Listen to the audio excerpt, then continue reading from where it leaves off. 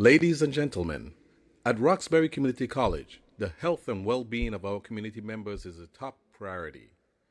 Please remember masks are strongly encouraged for the entire ceremony. Photos of the graduates will be made available at no cost.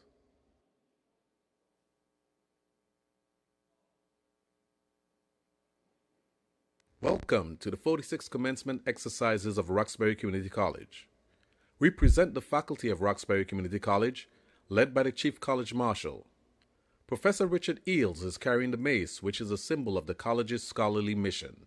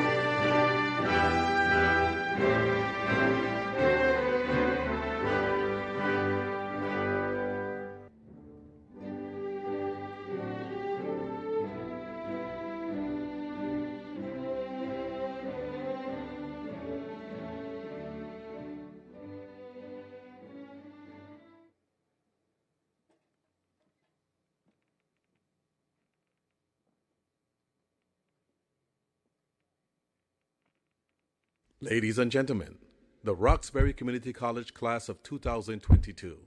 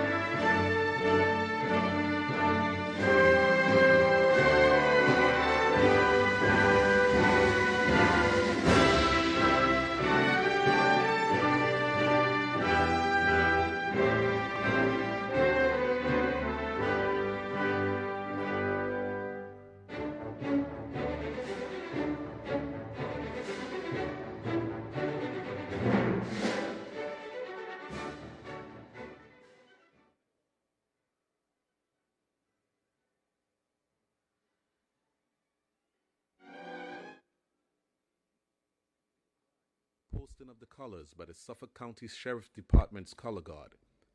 Roxbury Community College sends its sincere thanks to all branches of military service and veterans for their service.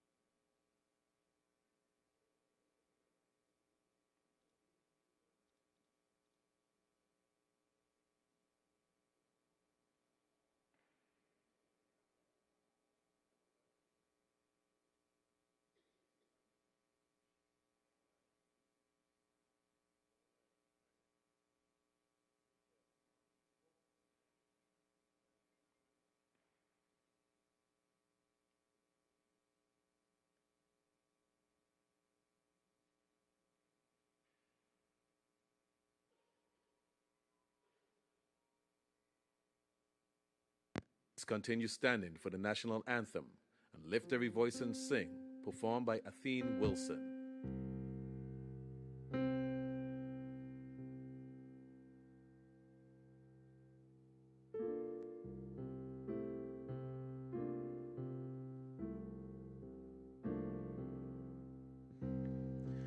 Oh, say, can you see by the dawn's early light what so proudly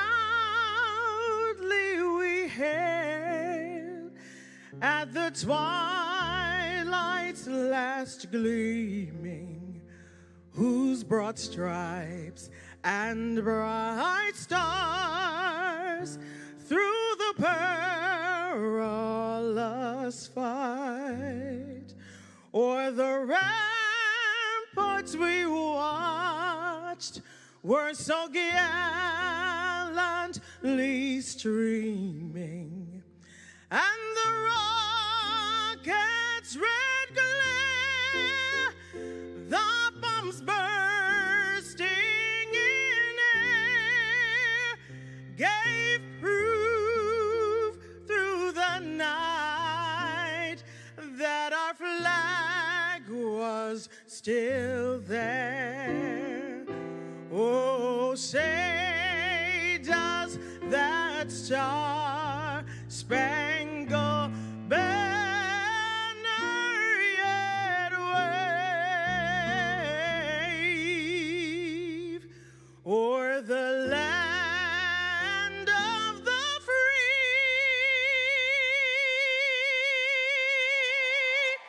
and the home of the brave?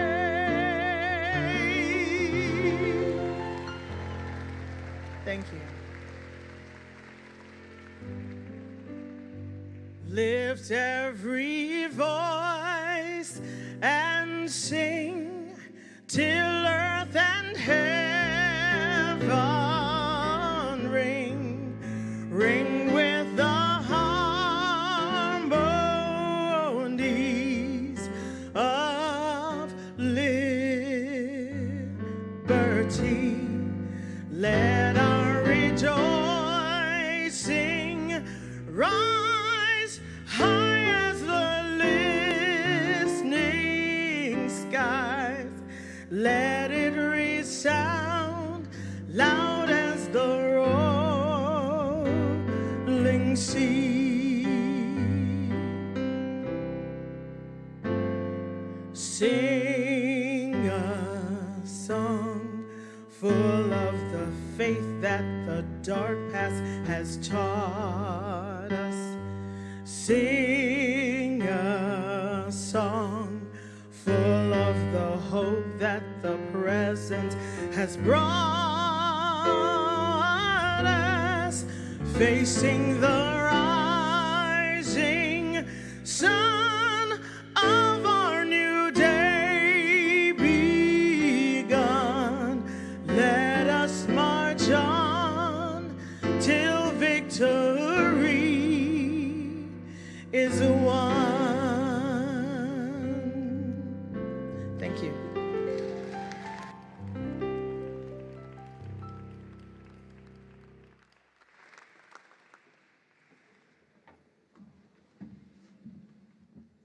Ladies and gentlemen, the interim president of Roxbury Community College, Jackie Jenkins Scott.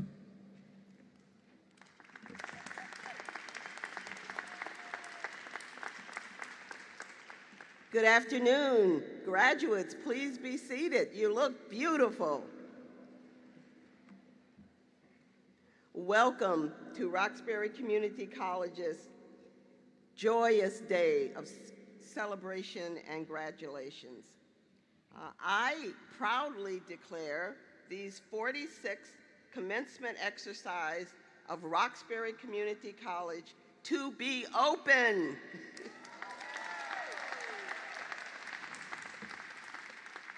We begin this commencement ceremony with the words of hope and celebration from Reverend Dr. Raymond Hammond, pastor of Bethel AME Church and chair of the Roxbury Community College Foundation Board of Directors, Dr. Reverend Hammond.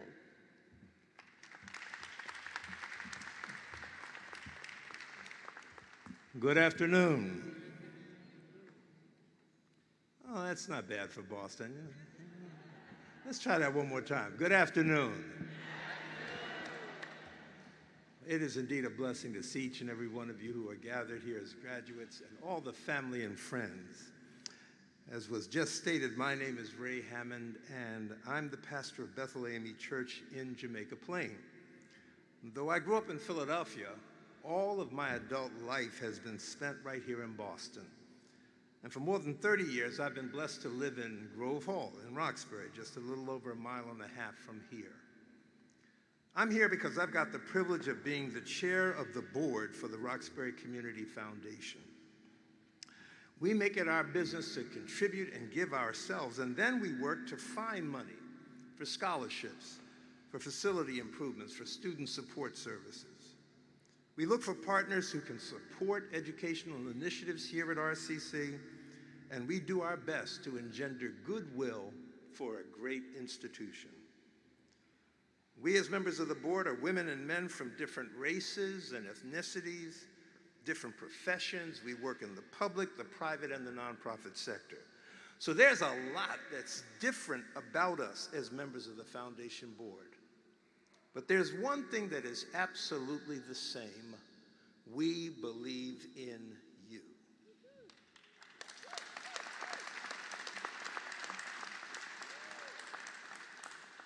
We believe in you, just like the community activists who 50 years ago lobbied to create this community college and then pushed to have the current campus built on land that was originally cleared to make way for a highway. That highway would have divided this community. This college unites us as people, not only from Roxbury, Jamaica Plain, Dorchester, and Mattapan, but from every neighborhood in this city and many communities around Greater Boston. We believe in you.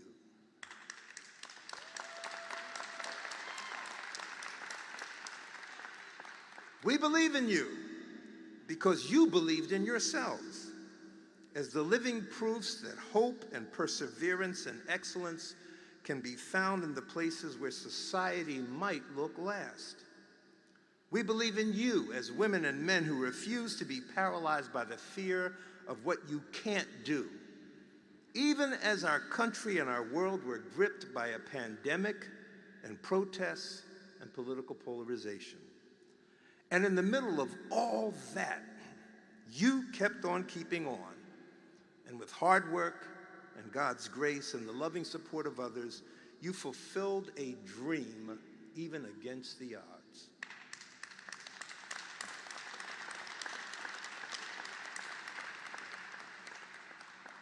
So congratulations for a job well done. And remember today, when you hit one of those walls that life will surely bring your way. Everybody here know there's a wall coming? When it comes, when that moment comes, I want you to remember these words. We believe in you. And we are so very proud of you. God bless you.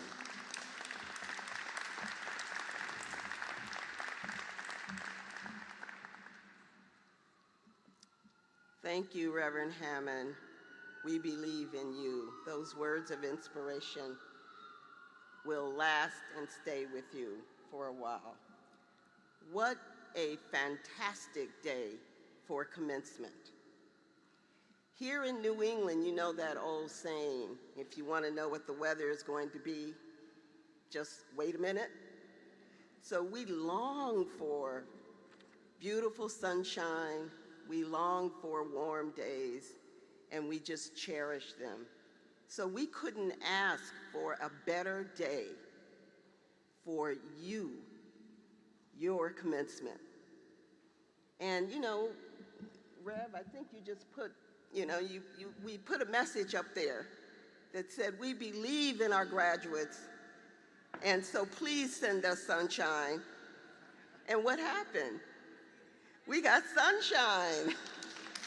So you deserve a glorious, perfect 10-day. Now, we recognize that during your stay here at this college, you have lived through unprecedented times. They talk about the 100-year pandemic. We have lived through enormous challenges. We have been faced with life-changing challenges. And now we're being asked to adjust to the new normal that we find ourselves living through. But through it all, you made it. You made it. And so we made it. All of us made it. Our family and friends in the back made it. So we have so much to be grateful for. I want to ask each of you, as we start this marvelous ceremony, if you are able to stand, and let's just give ourselves all a round of applause, because we made it. You made it.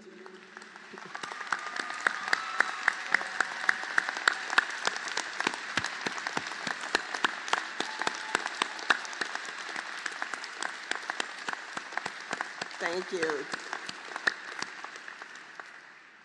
I think we're going to hear this theme a lot today. We made it, you made it, we believe in you. Because it's so important to recognize that. But before we proceed with our ceremonies, I too want to extend a warm welcome to the families and friends of our graduates. Now, I know that this room is filled with mothers and fathers, sisters and brothers, grandparents, aunts, uncles, and other caregivers, and family friends, all here to celebrate you, our graduates. We are so pleased and honored to have you with us as we bear witness to this milestone accomplishment of our graduates. All of us at Roxbury Community College are privileged to have been a part of your family members' journey.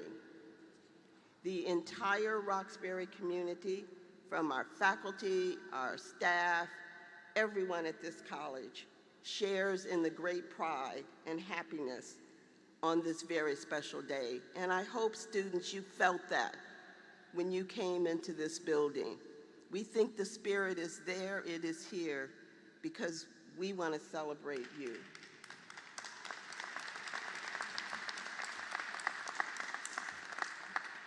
I offer a very special thank you to my colleagues our faculty in the room this afternoon. Faculty, we applaud you for the many ways in which you have helped prepare our class of 2022 to pursue higher education, to advance in their professional journey, or to pursue new opportunities. We know that Roxbury Community College is a very special teaching community with a rich, rich legacy of teaching and learning. We appreciate all you do to continue our tradition of providing our students with a high-quality learning environment. So on behalf of you, our graduates, I say thank you to our faculty.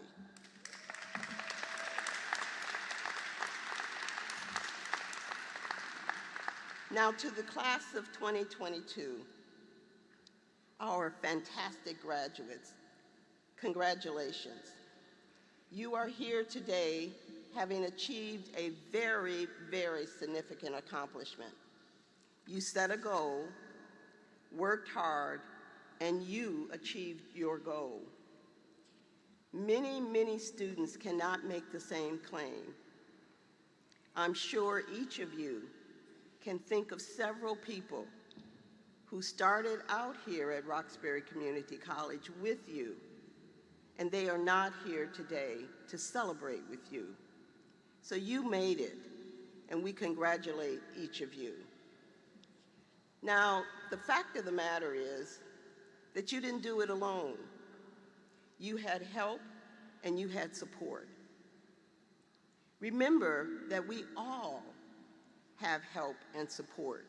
None of us can do anything alone, or almost anything alone. There is very little in life that we do alone.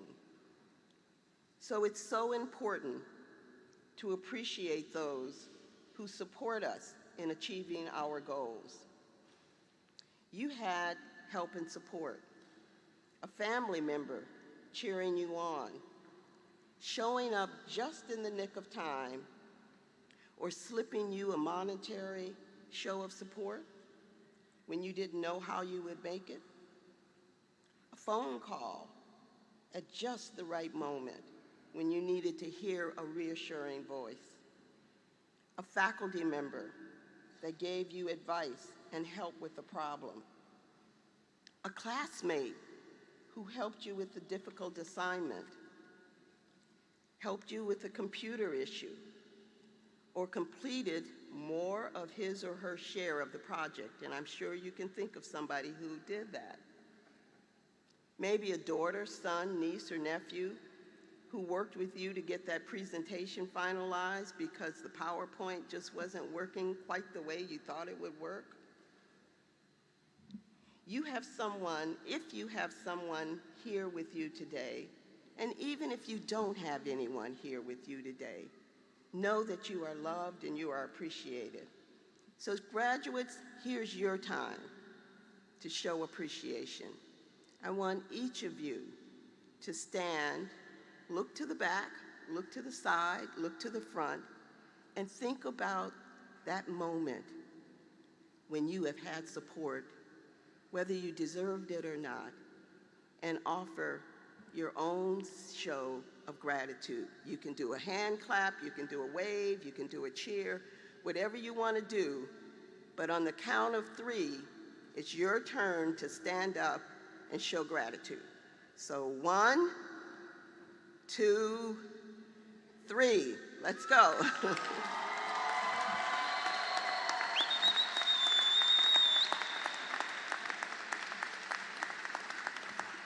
Thank you, thank you, and thank you to all our family members and friends and supporters.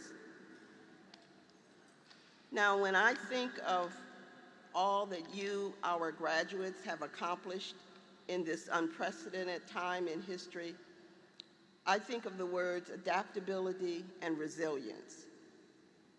Adaptability, the quality to be able to adjust to new conditions, and resilience, the capacity to be able to recover and recover quickly from difficulties. What you have shown us, graduates, over these past 2 years is that you have adaptability and you have resilience.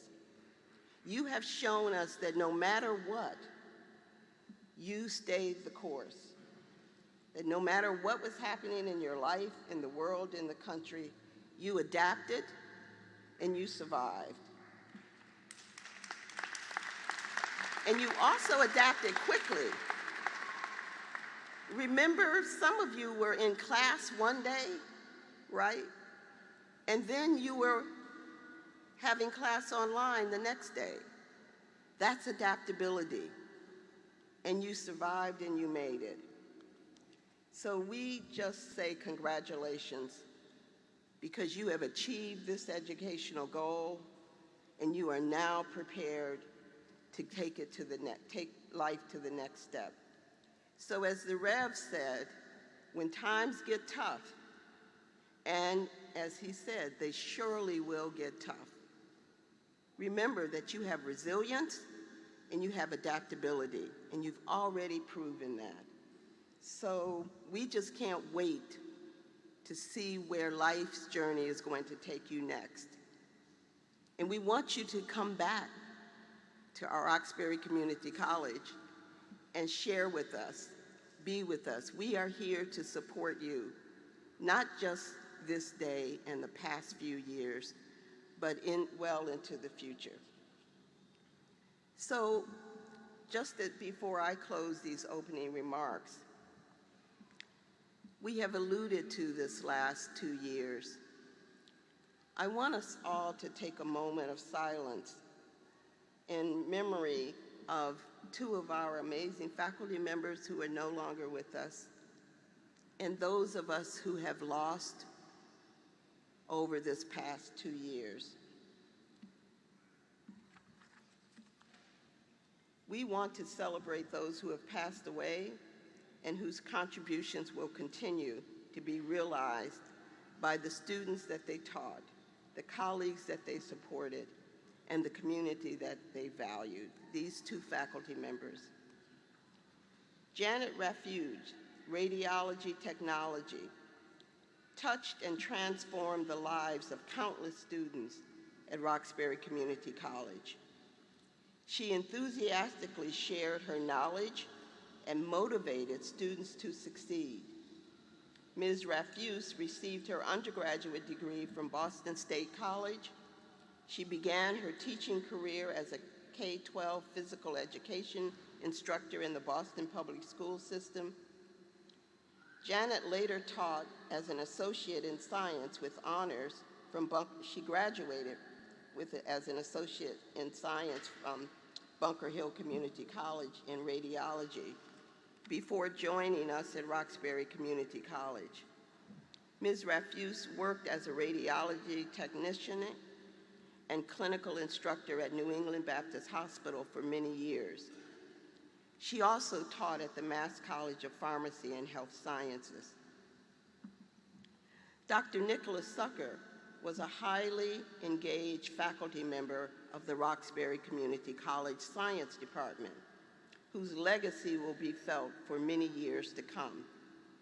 He developed the open educational resource for Biology 1 and Biology 2, which has had a great impact on a fundamental course taken by all biology science students and all healthcare majors. Plus, many students take Biology 1 as a laboratory elective. Dr. Sucker's material is used by 10 to 12 faculty members each semester who also teach these courses, providing a standardized and valuable resource to them. He developed classes in biochemistry and bioinformatics. Dr. Sucker has 35 scientific publications in peer-reviewed journals, several in conjunction with his wife, Maria Carles, an RCC adjunct professor. Prior to teaching at RCC, Dr. Sucker taught at Harvard Medical School, Hong Kong University of Science and Technology, and the University of Western Sydney in Australia. In addition to his science courses, Dr. Sucker was a longtime tutor in our Learning Center. So please join me in remembering those who were in your life over this past 2 years and who have transitioned, and Dr. Raffis and Dr. Sucker.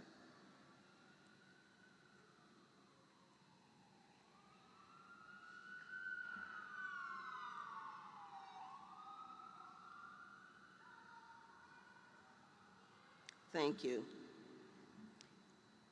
Graduates, on this momentous occasion, we are joined by our amazing Board of Trustees.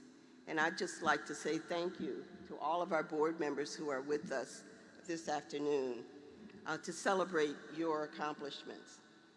And they are led by the incredible, the amazing Sheriff Steve Tompkins. Yes, give it up for Sheriff Tompkins. You're popular, Sheriff. You're popular. And he should be popular. He is pretty incredible. And I know, you have this big job as the sheriff, but the job that we love most is the job that he does at Roxbury Community College.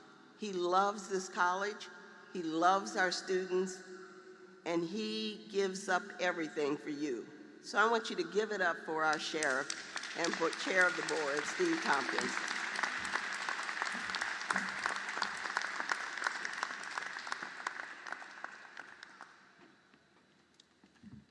All right, graduates, this is nice. You guys are sitting here and it's nice and quiet, but I'm not used to that coming here or being in Roxbury. So we need to turn up the energy just a little bit. You with me on this one? So let's start this way. Good afternoon, graduates. So let me say this. I'm going to ask you, who are we? And you're going to say, RCC. Let's try it once. Who are we? RCC. Now we're going to do that 3 times, and each time we're going to say it a little bit louder. Who are we? RCC. Who are we? Who are we? That's the Roxbury I know. That's the students I know. They tell me that Roxbury is actually the center of this great city. We are the heartbeat of this great city. And that means that each and every one of you that is graduating today, and each and every person that's here supporting you, is the lifeblood of this city. Don't let anybody, anywhere, dissuade you from that. Damn right. Applaud yourselves. I'm sorry, who are we? That's what I'm talking about. We get the job done. As the president mentioned, outside these doors, you're going to have obstacles that you're going to run into, but you're going to have opportunities that you're going to also encounter. And it's your job to maximize your education and those opportunities. And when you do that, then it's your responsibility to reach back and pull the next person forward. Because if we don't, we're lost. If we do not, as a people, we are lost. And there's enough obstacles in our way, so we don't need to get in our way ourselves. Who are we? That's what we do. You're going to go near and you're going to go far, and you're going to let people know that you are a person of quality, a person of character, a person that gets the job done.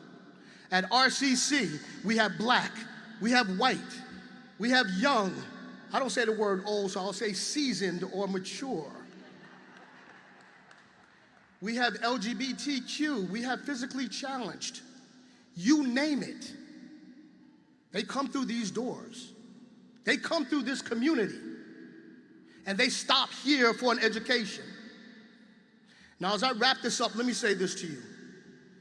As the president mentioned, the Board of Trustees is 100% behind each and every one of you.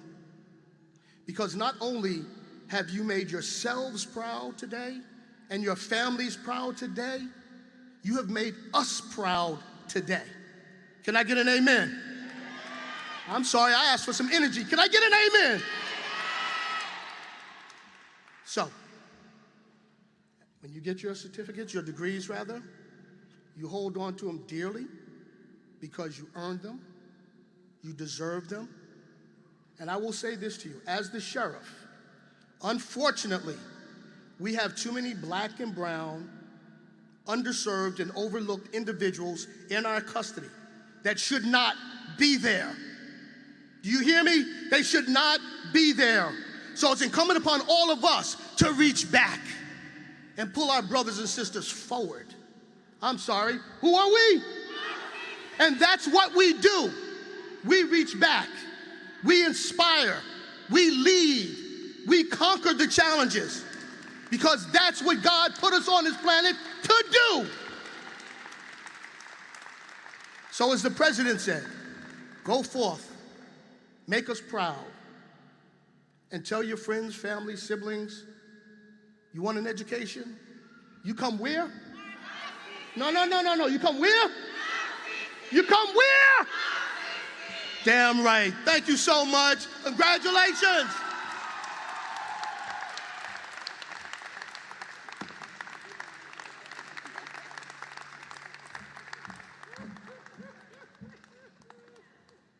I just told our sheriff that there is nobody that can do this like him. We are so grateful to you, Steve. Sheriff Tompkins.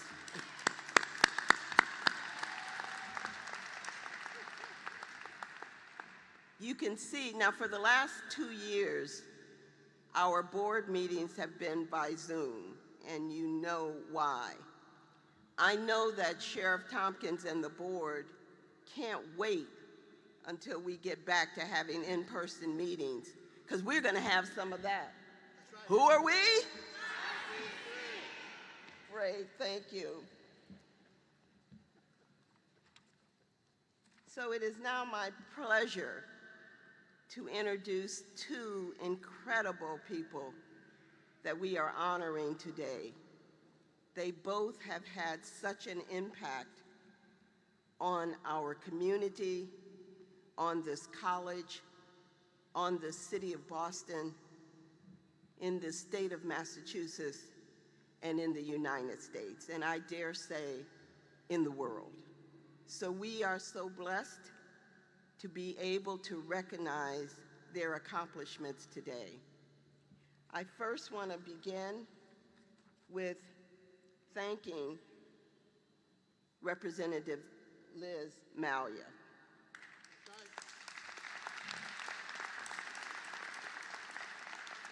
In the 49 years since RCC was established, the college has thrived with support from our elected officials and friends in the community. This year, we are pleased to honor Representative Liz Malia. Liz Malia was first elected to the Massachusetts House of Representatives in March of 1998. And she has served as a champion for her constituents. Many of her constituents are RCC students and families of RCC students. She has worked extensively on public safety issues, improving community relations with police, worked to promote independence and well-being of the elderly, and work to ensure transparent and inclusive community development processes. Representative Malia also is known for efforts to improve access to mental health and substance abuse services, especially in our communities of color. In addition, Representative Malia led the legislative efforts against human trafficking and has championed such issues as marriage equality, quarry reform, foreclosure legislation, affordable housing, immigrant rights, women's health issues, and so many others. Throughout her over 24 years as an elected official, Representative Malya's commitment to Roxbury Community College has been unwavering. She has prioritized hosting important ways and means hearings right here at the college. She always encourages her constituents to complete programs at this college.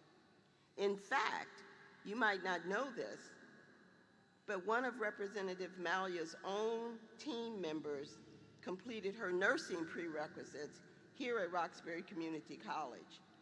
And she has supported the college attempts to secure federal and state funds for many renovation projects. But perhaps more than any other local politician in recent years, Representative Malya has shown her support for this college through her presence at anything we ask her to come to. She has been here for groundbreakings, for ribbon cuttings, for swearing-in ceremonies. You name it, if there's an event here at this college, she's here. And for that, Representative, we are so grateful. Now, you all know, and we all know, that Roxbury Community College has gone through reputational peaks and valleys over the decades. And when the times were the toughest, there is no public servant that has been more committed to this college and making sure this college succeeds than Representative Liz Malya. Now, Representative will be retiring at the end of this legislative session. And we're all sad about that. But after serving us for over 24 years, we know you have a right to have some rest, and we respect that. But I told the representative upstairs, she's not off the hook. She will always be part of the Roxbury Community College family. So please join me in welcoming Representative Liz Malya.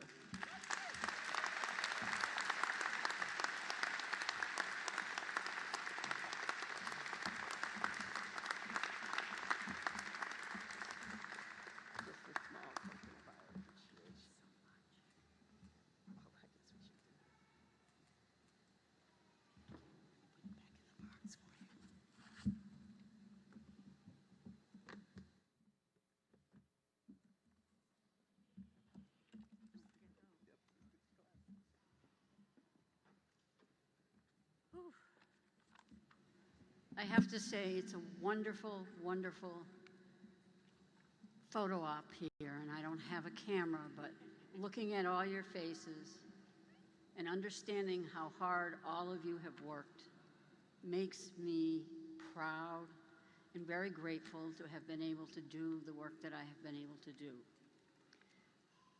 President Jenkins Scott, members of the Board of Trustees, esteemed faculty, Mr. Hale, honored guests, and most importantly, members of the class of 2022, good afternoon and congratulations on your hard work in making it to the finish line.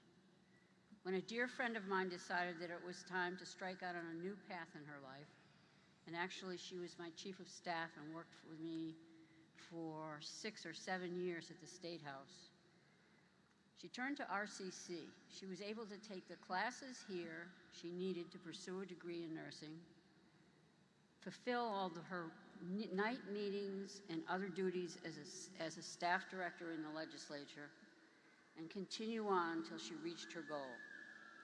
I was delighted, though not at all surprised, when she told me those classes gave her the sound foundation she needed to succeed in her new field after having made a bold choice to follow her dreams after years of working in politics. Her story is one that I know many of you share, and stories like hers and yours are why I have always advocated for Roxbury Community College on Beacon Hill. This is a place that has laid the foundation for so many dreams within our community. It is a place that has afforded opportunities to those who are willing to put in the effort, and it is a place that is an essential resource for all of us, even beyond the classroom. I am humbled, grateful, and deeply honored to accept this honor today from an institution that means so much to our neighborhoods in Roxbury, Jamaica Plain, and Dorchester.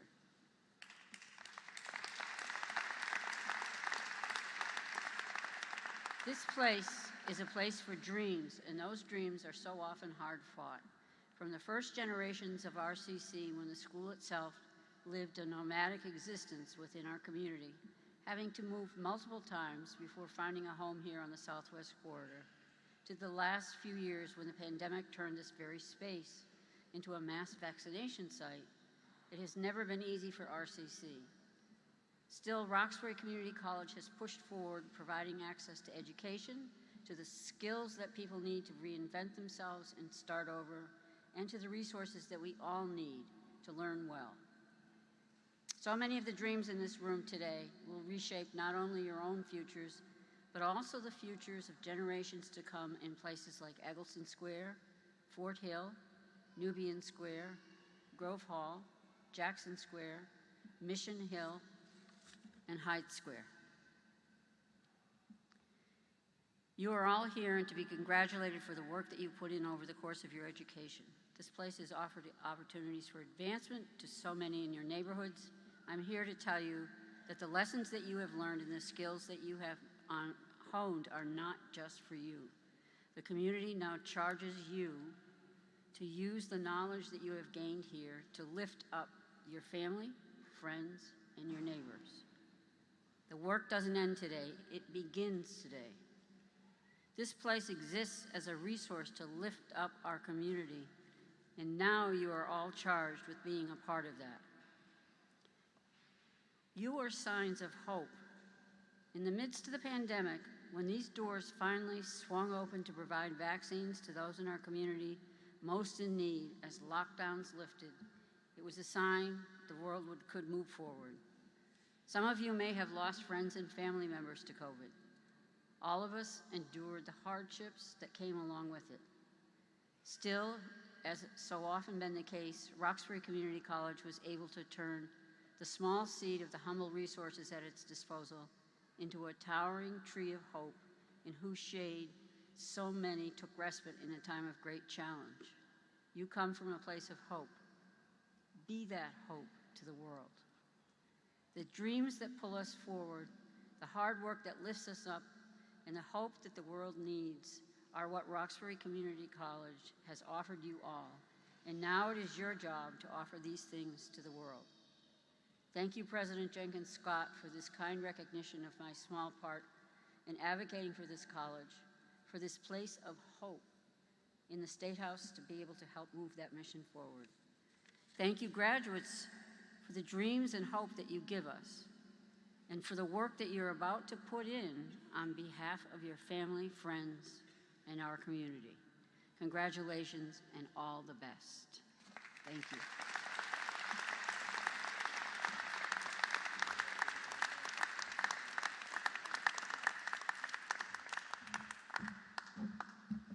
Thank you, Representative Malia. We will miss you in the State House, but we know you deserve all that you will endure and have coming forward. So it is our great pleasure to recognize a newcomer. So what we did for you, graduates, is we want you to see both ends of the spectrum. Our seasoned leaders who are always fighting for us, and our new leaders who are taking on new roles. Now, the person that we're about to introduce is new in her role, but she has been a fighter for this community for many, many years. I am pleased to present to you, I want to make sure I get this absolutely right because she has a beautiful name to match her beautiful face, our newly elected City Councilor, Tanya Fernandez Anderson. And City Councilor Anderson represents us She's District 7. She is a proud graduate of the John D. O'Brien High School, right up the street. Councilor Fernandez Anderson immigrated from Cape Verde to Roxbury at the age of 10. She was recognized for her service to the community at the very young age of 12, when Mayor Ray Flynn presented her with an award for an emergency delivery of her aunt's baby at home. Can you imagine? She delivered a baby at age 12. Prior to serving on the City Council, Councilwoman Anderson was a parent advocate with the Boston Public Schools, a program manager for a homeless women's shelter, and a child social worker. She founded Noah's Advocate, where she provided trauma-informed mental health services in our community. Most recently, Councilwoman Anderson served as the executive director of Bowdoin Geneva Main Streets, supporting and promoting local small businesses every day. She was a foster mom who helped raise 17 kids while also raising her own 2 biological children.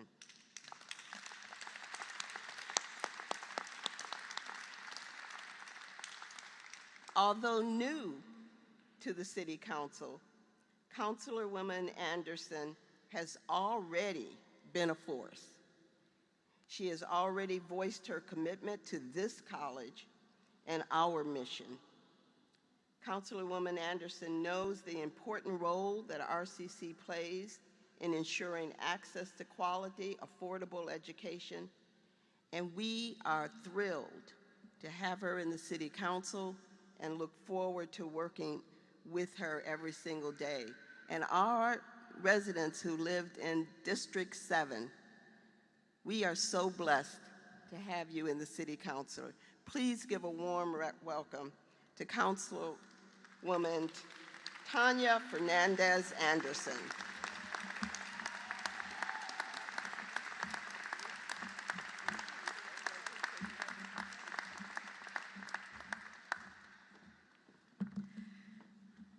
Bonsoir, mon papa précieux. Bom dia a todo mundo que fala português aqui. Para todos aqueles cabo-verdianos que estão ali, boa tarde e bem-vindos. E mi gente latina, onde estão? I thought I'd get some. Assalamu alaikum wa rahmatullahi wa barakatuh. Thank you so much for inviting me here. This is exciting. This is the first time that I get to give a speech in front of beautiful black and brown and all people, brilliant young people in Boston. Thank you for inviting me today to speak at your graduation ceremony. I am truly humbled that you have seen me fit to include me in your festivities this afternoon. Some of you may be wondering, who am I, or why am I talking to you? These are perfectly legitimate questions. And if I were in your shoes, I may be asking the same questions. And I may, if you may allow me, I'll paraphrase the West African freedom fighter Milka Cabral. I am simply a black woman from Roxbury doing my duty in my city in the context of our time. Let me explain. I come to you currently as District 7 City Councilor, which includes Roxbury, South End, parts of Dorchester, and parts of Fenway.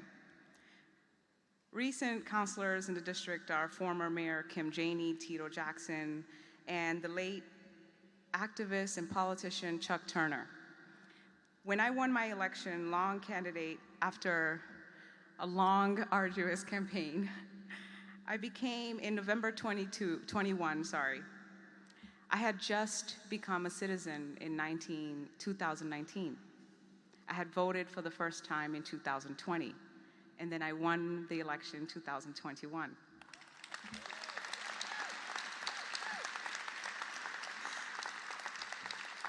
Thank you. I became the first Black person born on the African continent, and the first Muslim, and the first formally undocumented immigrant to serve on the council.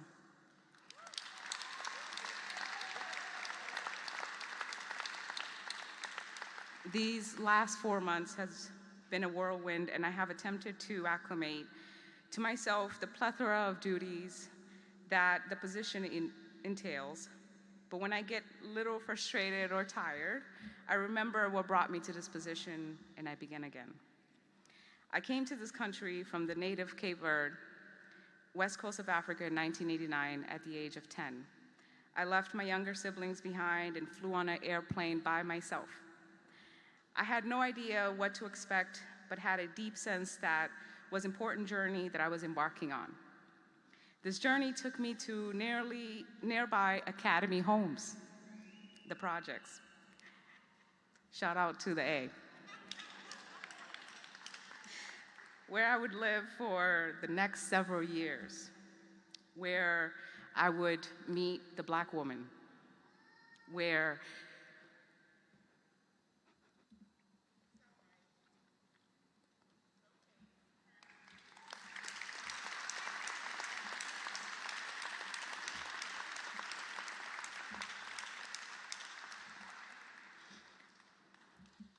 she would save my life. New to the country and to its language and culture, I slowly but surely found my way. I was young and had a knack for picking up languages. I was a hard worker. As immigrants, we come here, we work hard, and in our pain, we smile, we're silly, and we thrive.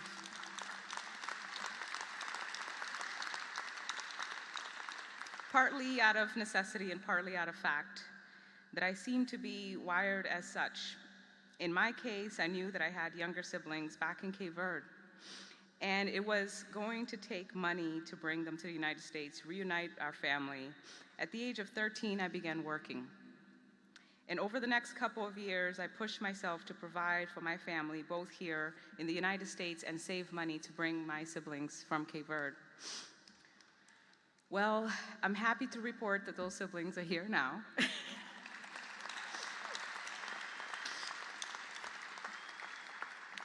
I won't bore you with all the details. Vamos a continuar.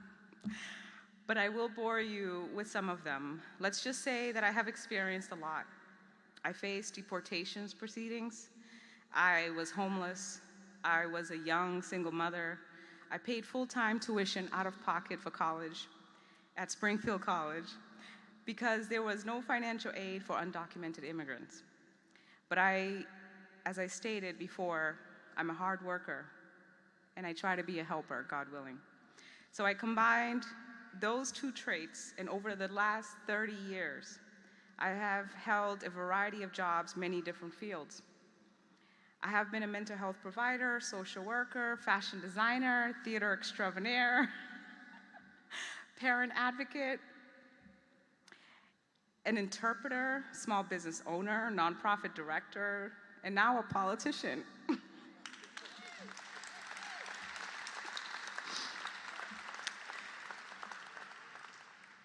But in defense of my political proclivities, I recall my paraphrase again of Cabral. I am simply a Black woman from Roxbury. But as we know, being a Black woman from Roxbury ain't always that simple. And I bring that background and perspective into my work. That Black woman from Roxbury ain't going nowhere.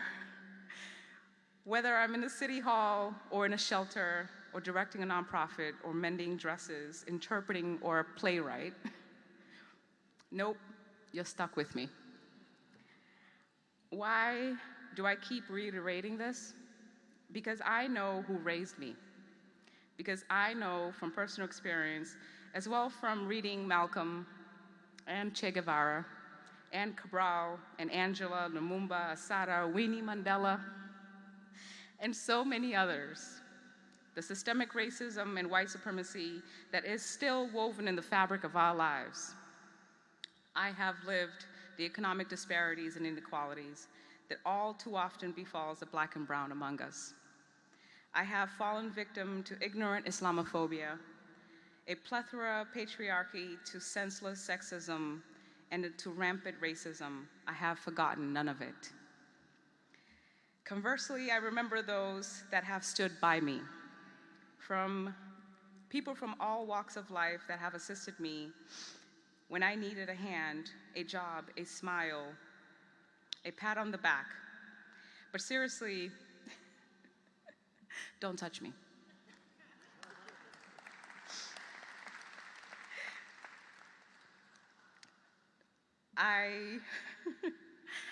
All of this to say that though I may be older than many of you, in fact, I think, yes, I do have sons your age. I won't tell you my age though.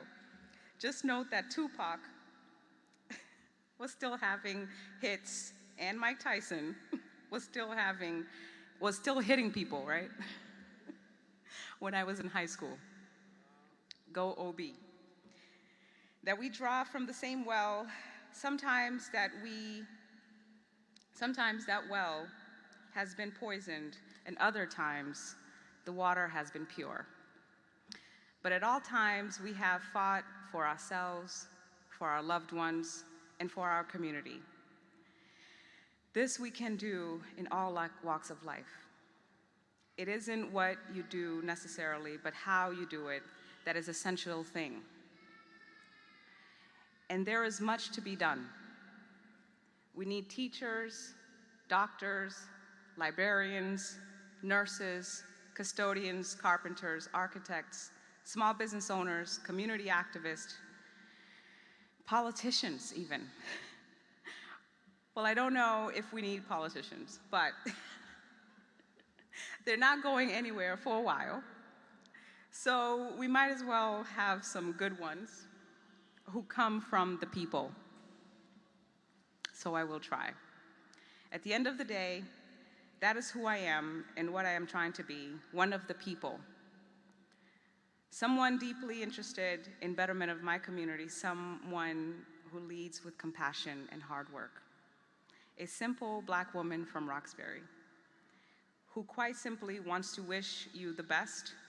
Congratulations. May you follow your joy. May you find your happiness and peace in whatever endeavors you partake in. I thank you from the bottom of my heart.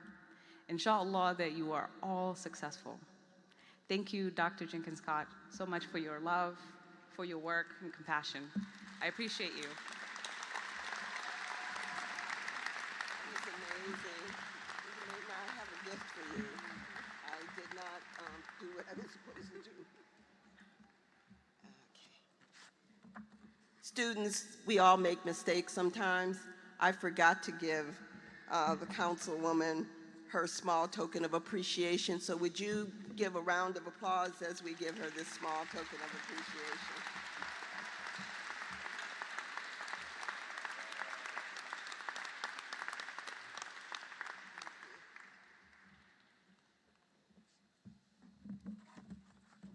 We are in good hands with our District 7 Councilwoman.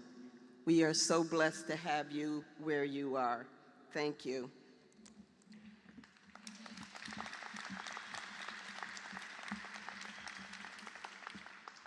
And now, students, you get to hear from one of your own. It is my great honor and privilege to introduce to you my friend and colleague, Dr. Joyce Taylor Gibson, who is the interim vice president of academic and student affairs. Now, the only thing I can say about you all graduating today, the only regret, is that you won't get a chance to work with Dr. Gibson. She's phenomenal, but you can rest assured that those who are coming behind you will benefit from her leadership. So please welcome Dr. Gibson.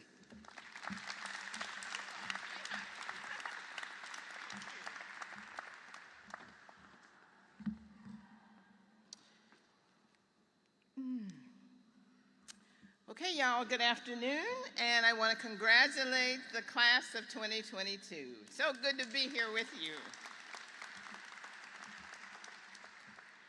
I have the very special privilege of introducing one of your peers.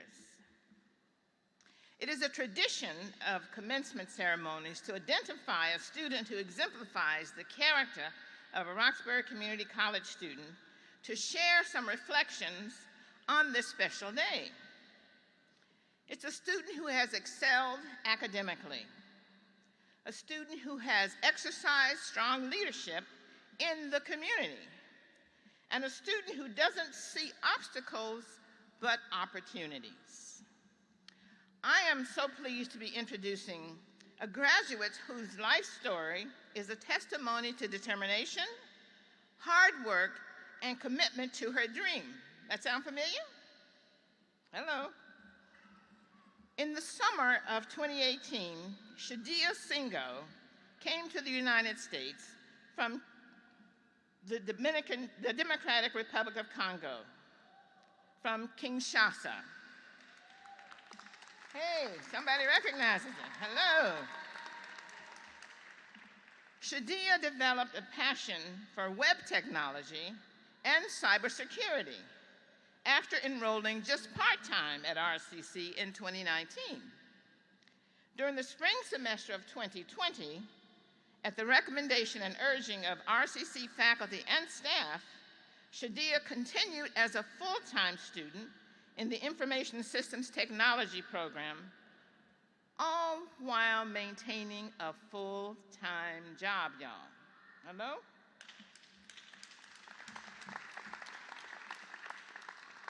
As an immigrant from the Democratic Republic of Congo, Shadia has made significant strides in obtaining her education at RCC. She has overcome language, financial, and cultural barriers.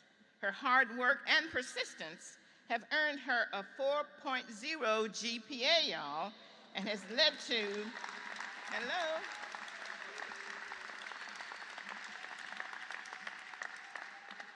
And this has led to internships and opportunities at a couple of very special places.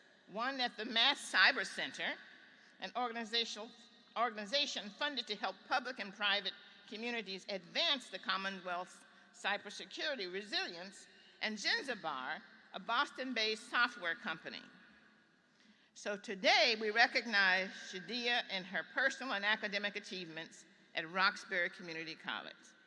Let's give it up for Shadia Singo, y'all.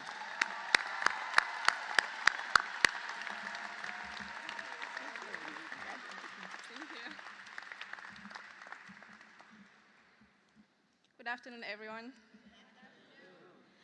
Thank you, President, Deans, members of faculty, family, and friends, but most importantly, the class of 2022.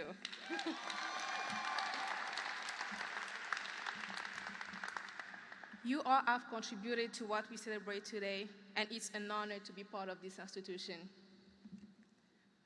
My name is Shadia Mugino Singo, and I'm originally from the Democratic Republic of Congo. 4 years ago, I started my courses at RCC as a part-time student majoring in information system technology. All I had was a dream of a better future. This institution provided me and all of us with an amazing support system, allowing anyone to start from scratch and still achieve their goals.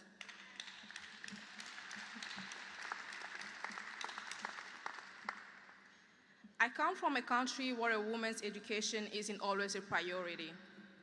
It is often sacrificed to support every other aspect of the family: financial, child raising, male education.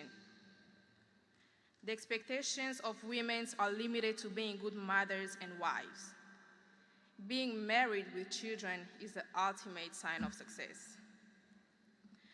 Growing up, I saw how women around me were treated, how they treated each other, and I decided I wanted more. I wanted more for my community, and I wanted it to change, to give the same opportunities equally. I decided that Instead of waiting for someone else, I would become an agent for change. I took a chance, and I came here seeking a better future for myself, but also to build resources to impact as many girls as I can. As you might guess, English is not my first language. When I first arrived, I couldn't speak or understand English. Language had never been a problem at first. Not being able to communicate negatively impacted the perception I had of myself. I felt inferior to others, that everyone around me had a head start that I could never overcome. Then, I discovered a quote from Martin Luther King Jr. that helped me break through the negativity. If you can't fly, then run. If you can't run, then walk. If you can't walk, then crawl. But whatever you do, you have to keep moving forward.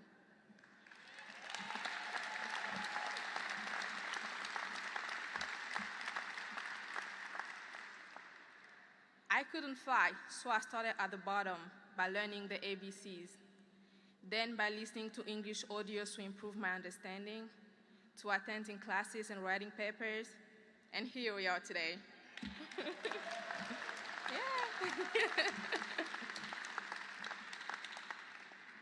I haven't always been supported by people around me, but remember, don't let anyone's opinion of you become your reality.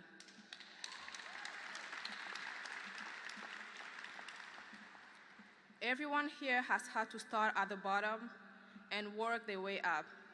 It wasn't easy. Nobody said it was going to be easy, but we made it, folks. Some of us had to face failure or loss, but it didn't stop us. It made us stronger and ready to face the world. Today, we are all flying.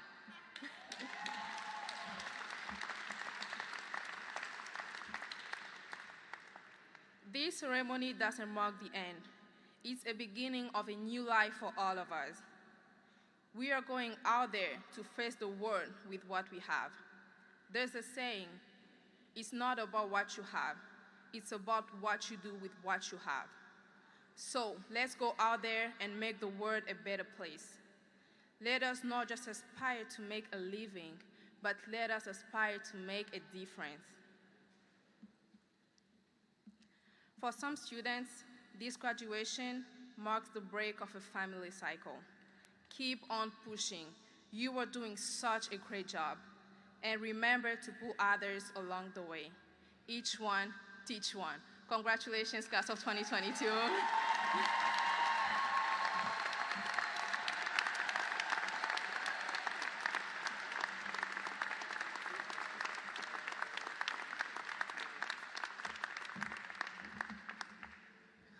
We are receiving some powerful messages today, and you received a powerful message from your classmate. Please give her another round of applause.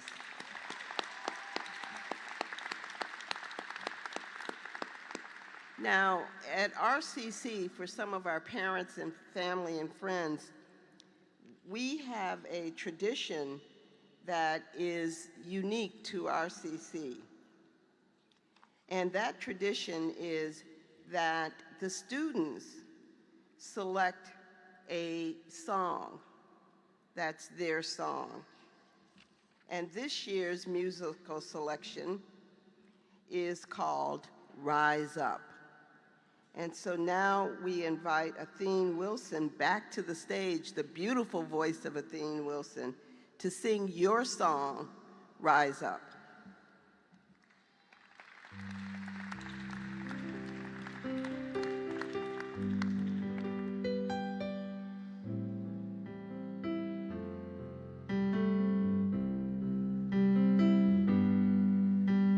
And who are you? And who are you?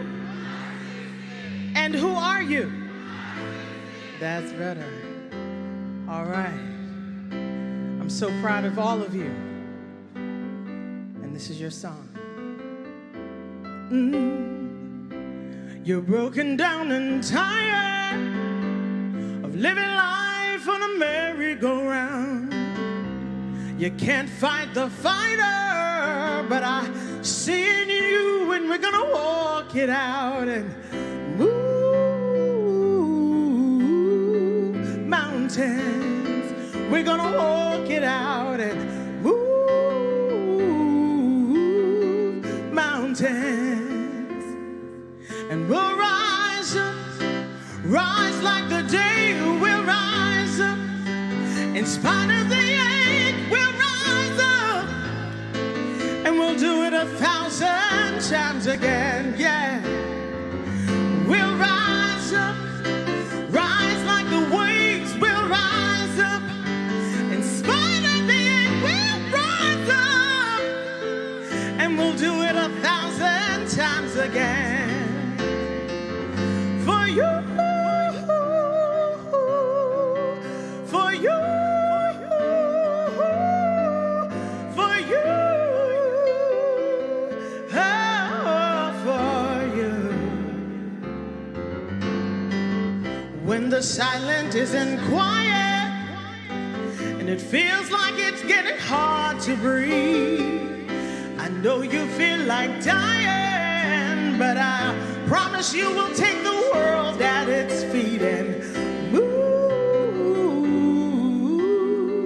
mountains. We're gonna walk it out and move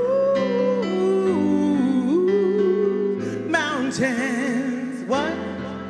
We'll rise up, rise like the wave. We'll rise up in spite of the ache. We'll rise up and we'll do it 1,000 times again. Yes, we'll rise up, rise like the wave. We'll rise up in spite of the ache. We'll rise up and we'll do it 1,000 times again. Oh, for you, for you, for you.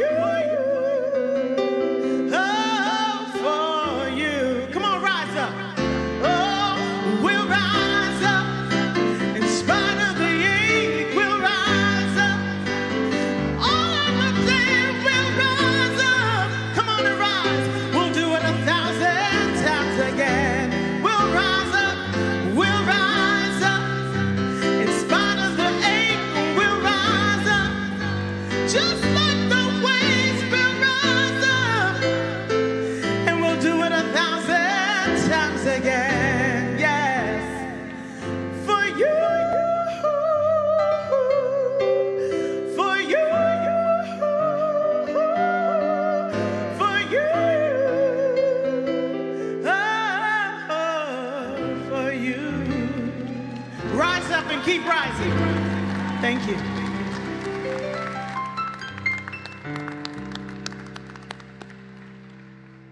What an incredible message. Thank you for your beautiful voice. Thank you for your spirit. Thank you. We are so blessed to have you. Thank you.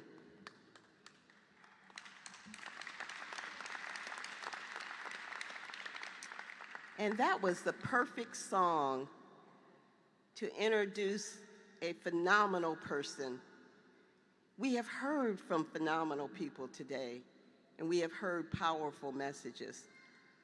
And you picked the song that really exemplifies our commencement speaker. Don't you think so, Rob? Rise up. That is such an important message. So let me introduce you to the voice you're going to hear next. Mr. Rob Hale is professionally successful by every imaginable means. He is successful. He is co-founder and president of Granite Telecommunications.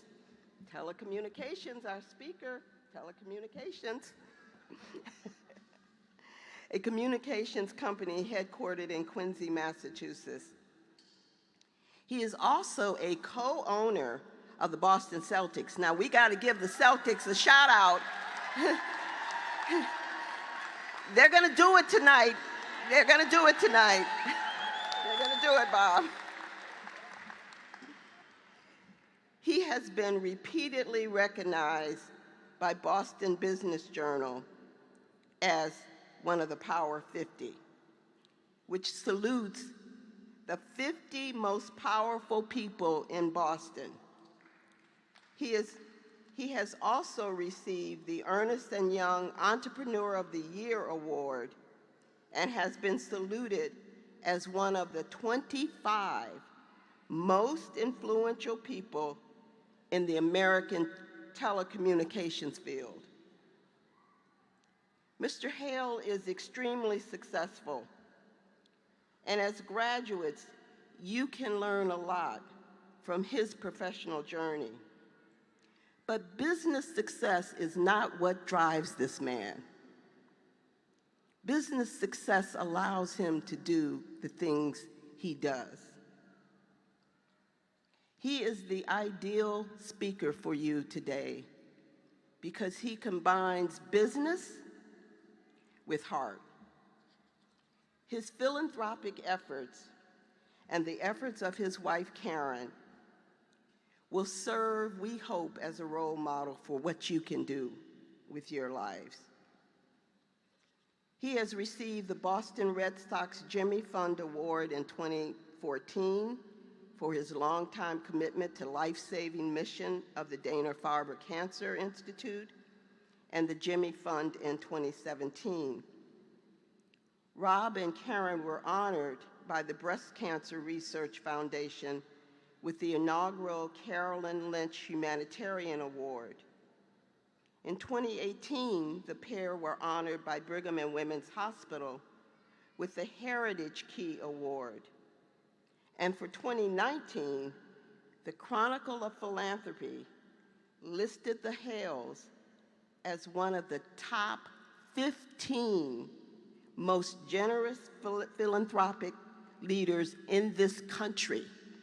The top 15. To date, Mr. Hale has personally donated $259 million, let me repeat this, $259 million towards cancer research, educational institutions, and other charitable causes. This man has used his great professional expertise to lift others and to help others. That's a role model for you to aspire to. He's teaching us we can make money, but we can do good with money. So please join me in welcoming our 2022 commencement speaker, Mr. Rob Hale.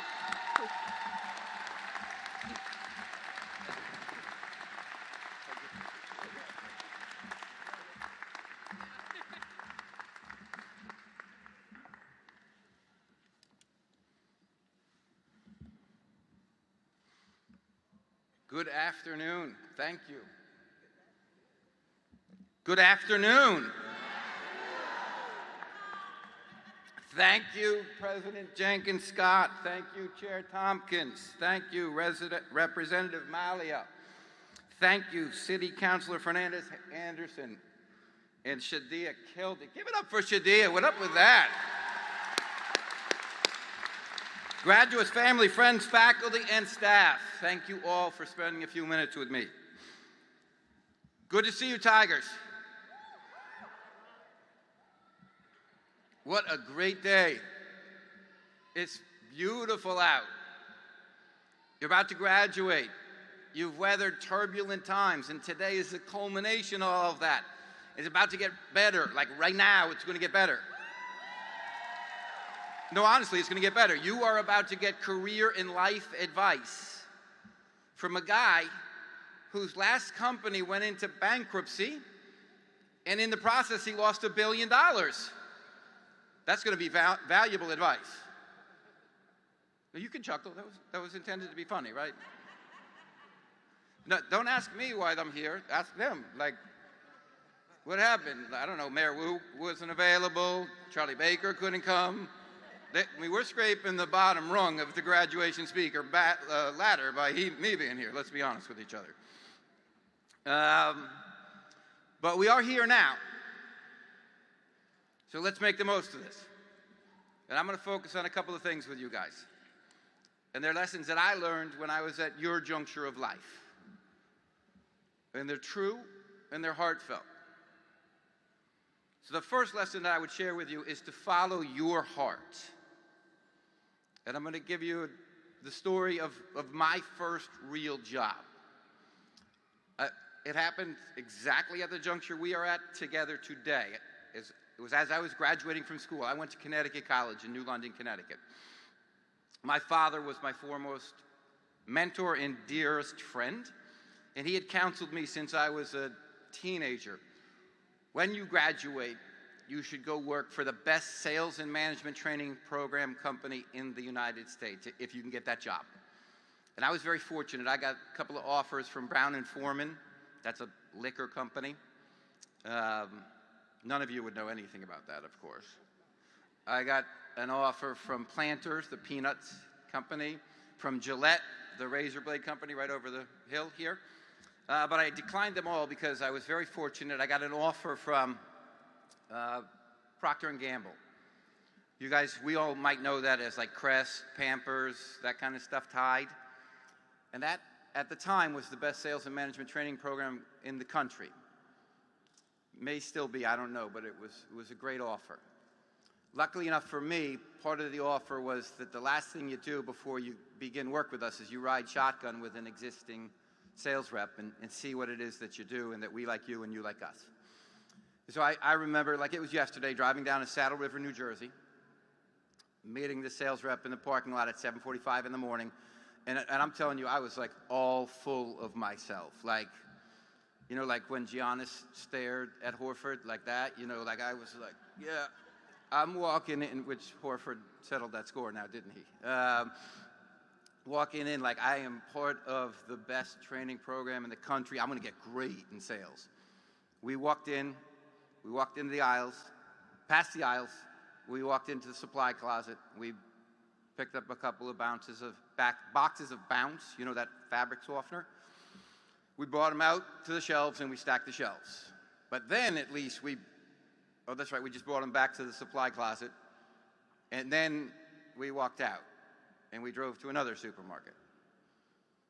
And we did the same thing. We walked in, picked up the Bounce from the supply closet, brought it to the shelves, stacked the shelves, brought it back, walked out. And we did that 6 times.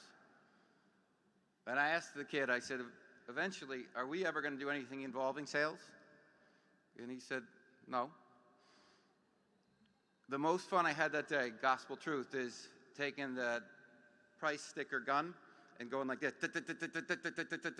seeing if I could hit them in sync without missing any boxes. And so I knew then, I had an epiphany, this is what I've dreamed of. This is what society's telling me to do. This is a great job. And I pulled over a 95 driving back in through Connecticut, and I used a payphone. Does any of you even know what payphones are? There's a couple. There we go. Used the payphone to call my dad. And I'm expecting Armageddon, because my dad had told me, listen, this is what you're going to do, and it's the best for you. And so I called him, and I said, I got to tell you the truth, I can't do that. It doesn't have any appeal to me. I don't want to do that. And he said, it's not. The reaction I got is not what I expected. He said, that's fine. You can decline that job as long as you have another job. And so I went to the Help Wanted, which is probably something these 2 or 3 folks know what Help Wanteds are. Most of you don't know what Help Wanteds are. And I scrambled, got 3 interviews in sales, went to all of them. The last one was in the Prudential Center, the 5th and 6th floor of the Prudential Center. It was a sales job with MCI. And it was it was just rows of cubes. It was almost as big as this. Rows of cubes, people getting deals. It was exciting. There was an air of energy. There was a competitiveness to it. And I was like, immediately, this is what I want to do. And so I called my dad that night and I said, listen, can we go through this together? Yup. I said, so I'm going to decline this opportunity. And it pays a $44,000 salary. Now remember, this is 1988. $44,000 is a lot of money. And I'm going to accept this opportunity that pays a $14,400 salary. And here we are sitting in 2022, and that's not a lot of money. Even then, it was far less. Be assured it wasn't much. And I'm going to decline this opportunity with a company car. And I'm going to accept this opportunity with a cube, a headset, and a phone book. And I'm going to decline one of the most prestigious opportunities in America for a telemarketing job. You know what he said to me? He said, if that's where your heart's at, then do it. And so the truth is, lesson number one, if I'd done what society said, which is accept that really prestigious job, I would not be in front of you today. Instead of stacking shelves, I got sales. And that became the paragon of my career. Thank goodness I took the telemarketing job and not the one that others would have advocated for. It meant all the difference in my life. So I would advocate to you, thank you. It's the people who know payphones and help wanted who are clapping the loudest, you guys. Come on. Come on now.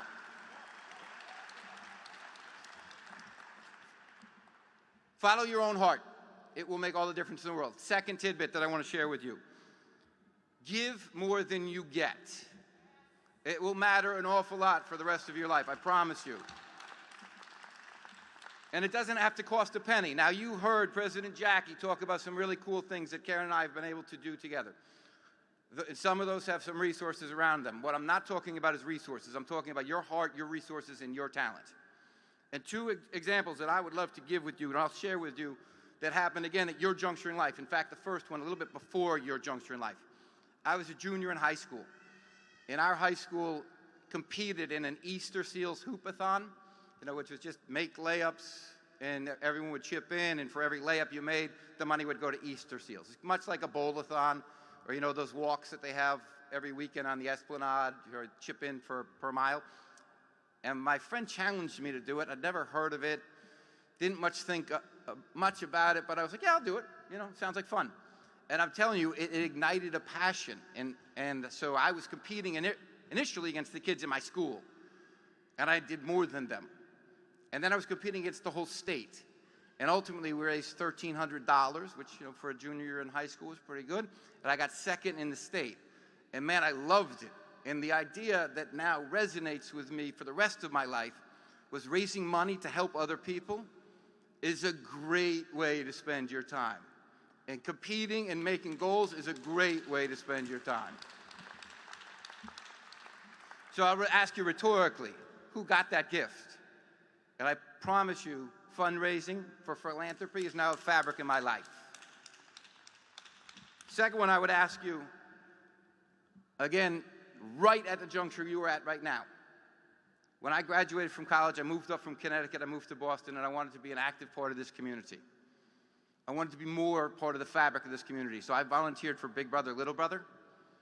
You guys know, like Big Brother, Little Sister? So I did that, and I met a young man named Jeffrey.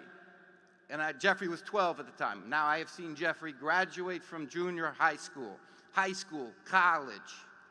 Jeffrey's seen my kids graduate from junior high school, college. Jeffrey's married. I was in his wedding. He was in my wedding. Our families are interwoven. So my gift of my time gave me a family. So I ask you rhetorically, in my giving, who got more? And the answer was me. Give a little more yourself, and in the long run, you'll gain from it, I promise you.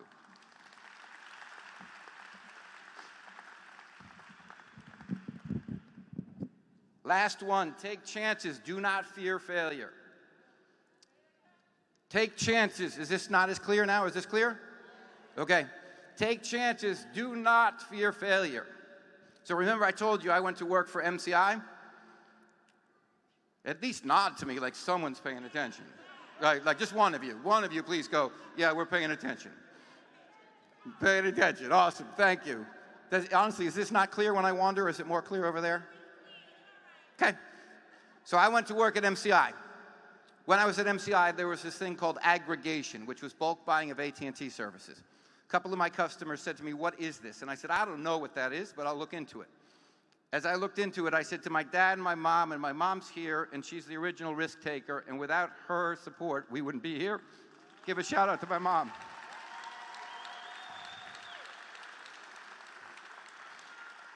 So my dad and my mom put up their nest egg. Like, honestly, their nest egg. a real risk. And at the ripe age of 23, I was the founder and they were the funders of a company called Network Plus. 1990, we lost money. From 91 to 98, we made money. By 98, we had grown to be about a $150 million business. We had a great little business. I just know how great it was. Goldman Sachs cold called me and said, hey, you want to do a bond offering? And I said, I'm a phone guy. I'm not a finance guy. I don't even know what a bond offering is. And they said, well, if you do a bond offering, you could do an IPO and you will be a billionaire. And I said, you know, I've always wanted to do a bond offering. So what they said was going to happen was true and did happen. June of 99, we went public. You know the sexy stocks? Right now, there are no sexy stocks. But you remember like 6 months ago when there were sexy stocks?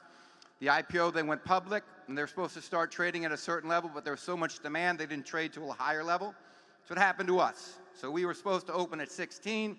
Stock didn't make its first trade until 26. Over the next 9 months, it drifted up to 63.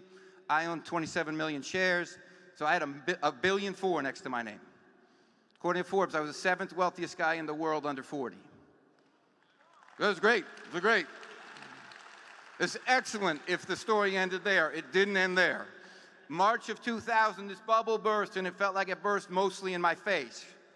Right now, we might have another bubble burst and learn from those lessons. But anyway, that bubble burst, and that stock for 9 months, it went like this. For the next 18 months, it went like that. Nothing could stop it from going down. Fall of 2000, 2001, Goldman and Fleet and CSFB said to me, hey, listen, we don't bank your kind of phone companies more. Bad luck. On February 4th of 2002, we went into bankruptcy. February 4th of 2002, I was really close to the absolute failure. February 4th of 2002, that stock that was 63, it became 0. So it was official and final. $1.4 billion became 0. That was over that morning, and I'd never sold a penny of shares. I lost $1.4 billion. February 4th of 2002, we got debtor in possession financing, which a bank gives you to go into bankruptcy to finance it. The contingency was that I had to let go of the whole sales force. Now, in my heart, I'm a sales guy. And so there were 400 salespeople at Network Plus. In my opinion, they were my brothers and my sisters. They had joined, I believe, because they trusted me. I had to get on a conference call and tell them, today you don't have a job. You trusted me and I let you down. February 4th of 2002, my wife, who is the pillar of our family, and here with us, round of applause, please. She picked up the phone that afternoon. The man on the end of the phone said, because of what your husband has done, I'm coming over right to your house and I'm going to kill you. So I've been to the bottom. And if failure defined me, or in fact, I had too much fear of it, I would not be with you here today. Those things that President Jackie talked about, those cool things that happened, they all happened after 2002. So failure is going to happen in your life. By the way, if you have a good life, failure is going to happen in your life. If you have a boring life, it might not. Don't worry about failure. It's part of life. Do not let it define you. Let it motivate you. 2 other tidbits that I want to share with you. Generational leaders who are not afraid of failure, despite having failed. If failure defined him, we would not have seen the joys of the 2nd greatest basketball player of all time. So who's the 2nd greatest basketball player of all time? Kobe. Come on, dude. Do they even have YouTube in your house? Come on. Come on. Who's the 2nd greatest player of all time? Oh, Mama got it right, but we're coming back to that. We'll go with who's the first? Who's the best basketball player of all time? Now, honestly, come on now. You know I'm Celtics. She told you I own part of the Celtics, so you know I'm going Celtics. No, come on, man. If the object of the game is to win, then Bill Russell is the simple greatest basketball player of all time. Fact, end of discussion. Okay? So Bill Russell's the best. Second best, Mom nailed it, is Michael Jordan. Michael Jordan, this is just my opinion, but I own part of the Celtics, so it matters more than yours. So all joking aside, Michael Jordan was so good at basketball when he was a sophomore, he got cut from his basketball team. Can you imagine him walking around high school the next day? Hey, Mike, how'd the tryouts go? I got cut. You think it stung? I mean, he didn't have any gold medals. He didn't have any rings. He got cut. He had to walk around high school and get told, you weren't good as those other 12 kids. I bet that hurt. But apparently, it didn't rattle his cage, and he came back with a vengeance, now didn't he? Because of that lack of fear, we were able to see what may have been the finest basketball career of all time. And more germane to today's discussion, Steve Jobs was so good as the CEO of Apple that after 10 years in that role as CEO, he got fired. So good, he got fired. And again, I'm pretty sure when he went to cocktail parties for the next couple of weeks and like, hey, how's your job? Oh, it's going great, I got fired. That he wasn't feeling any pride, he was feeling shame. And yet, he rebounded, he resurrected. He came back 10 years and he rebuilt that entire company. And that whole iPhone platform, that was his baby. Thank God, because if not, if he didn't build iPhones, how would you guys have gotten through this graduation speech? I mean, you don't think I saw you texting the whole time and sending out social media notices?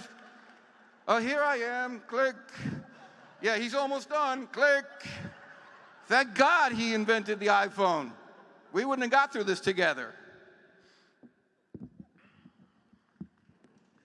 Oh, I'm not done yet. You're just cheering, like give him a round of applause and he'll shut up, man. Bottom line, the message that I want you to hear from leaders better than me, you're a leader. You are, this is the truth, you are a leader. America, and I'm 55, I've never seen turmoil like we've seen in the last couple of years in America. And you persevered in that turmoil. I'm fairly certain there are plenty of reasons why you didn't have to graduate today, and yet you did. So you are a leader.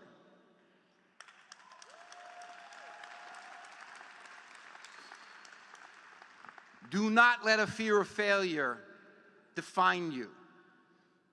Defy it, and you will have a much better life for it.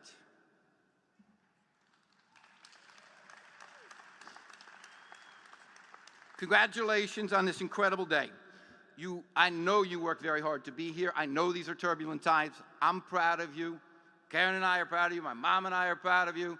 The trustees are proud of you. You've done a lot of work, and we're excited for you. The world needs your positive impact now more than ever. Please remember, as you go forth, follow your heart. You'll be better for it. Give a little more than you get. You'll be better for it. Don't fear failure. Defy failure. Congratulations, Tigers.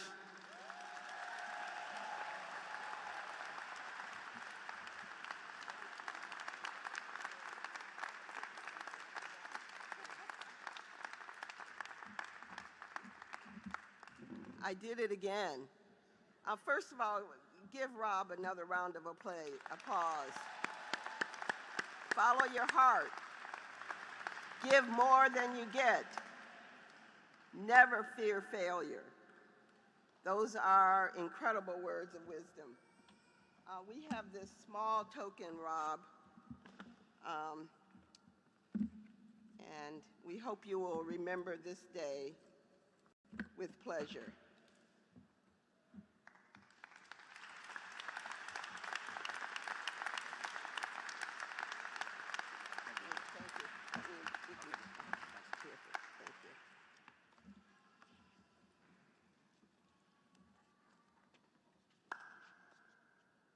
There are some uniquely talented individuals who are very proud of you and your academic accomplishments.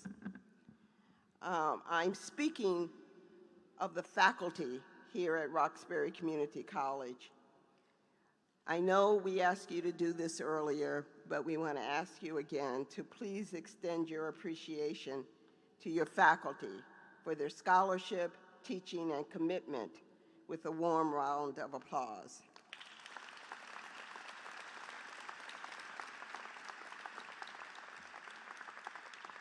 I would like to recognize a faculty member who has dedicated his professional career to the students of Roxbury Community College and who will be moving into the next adventure in his life, Alex Acer.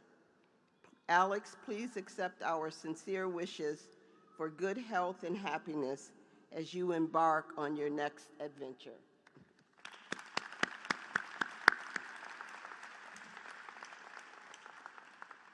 Now, this has been a fantastic commencement.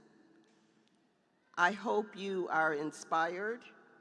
I certainly am inspired. And a very, very special thank you to all who made this exceptional commencement possible. Our amazing student life staff who worked so hard to make sure each and every event leading up to commencement was terrific, and today's graduation ceremony. To our commencement planning committee, the entire college staff and faculty, to our friends at Page Academy and the Nursery, we appreciate you and thank you from the bottom of our hearts. And once again, to our trustees and finance committees, thank you.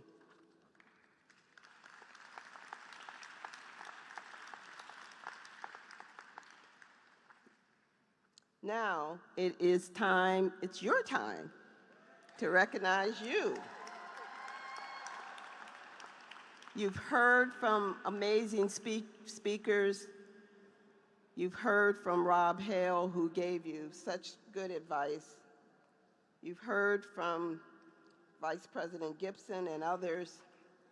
And so at this point, we are going to ask I'm a little bit confused here. I think we're supposed to be asking our board chair, Steve Tompkins, to come and confer the degrees and certificates for you. Yeah? I'm going to cut line. Uh-oh, he's cutting line. Yeah. Honestly, I have a couple more lessons that I wanted to focus on, okay? No, it's only going to take like 45 more minutes. They're gonna turn up the AC. It'll be good. Don't worry. Honestly, Karen and I, this preparation for this discussion, which is talk about giving, we wanted to act on that. Actions will always speak louder than words. You have persevered in turbulent times. You have done things that other generations, you've lived through things other generations didn't have to. You're leaders, you're workers, and you should be proud. And we are proud of you, and we wanted to share in that joy with you. Karen and I are going to give you two gifts. First gift is a gift for you. Second gift is a gift of giving.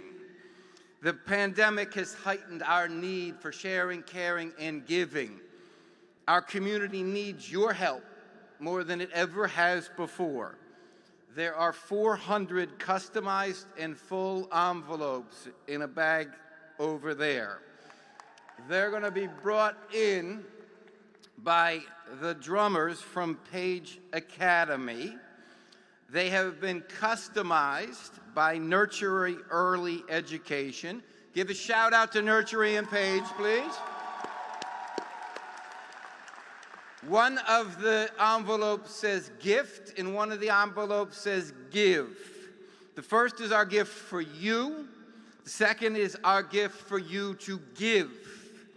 As I mentioned, the greatest joys we have experienced, Karen and I, in our life have come from giving.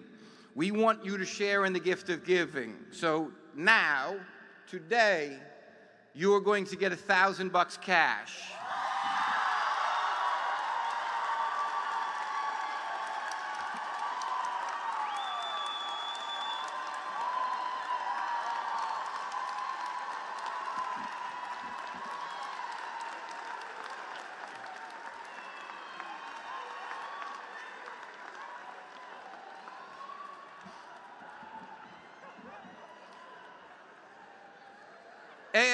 Hey, before you spend all 1,000, I got to tell you the rules. $500 is from Karen and I to you. We're proud of you. Thank you. Second $500 is for you to give to somebody else or some other organization who could use it more than you. Share in the gift and the joy of giving. Congratulations, Roxbury College Community College 2022 class. Thank you, guys.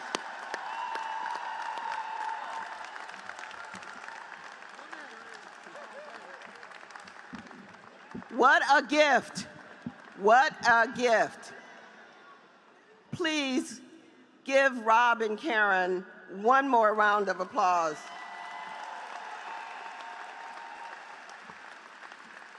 Now, we have a special way of presenting this special gift to you. And while we are getting prepared for that, I'd like to ask the chair of our Board of Trustees to come up and confer the degree, because Rob doesn't want to give you a gift until you actually get that degree, right? He wants to make sure you don't slip out of this hall and go spend your gift. So we're going to ask our chair of the Board of Trustees to come up to confer the degrees so that we can then, after that, present you your diplomas and your gifts. Does that make sense, students? Does that make sense, Steve? Can we do it that way? They want you to hurry up, though. No, I'm just kidding. No, I know. And he did say that 500 that you're giving away. Who's your boy? All right, so we know that you can do the cadence. We know that you are RCC. So 3 times, I want you to say this name, and I want you to say it louder each time. We're going to start with Bobby. Bobby. Bobby. You ready? 3 times. Bobby! Bobby! Bobby! Now follow that with thank you!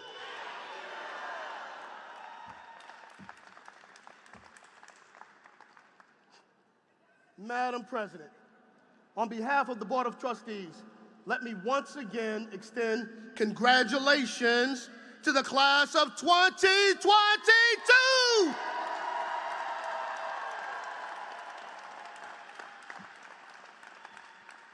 Come a little closer, President.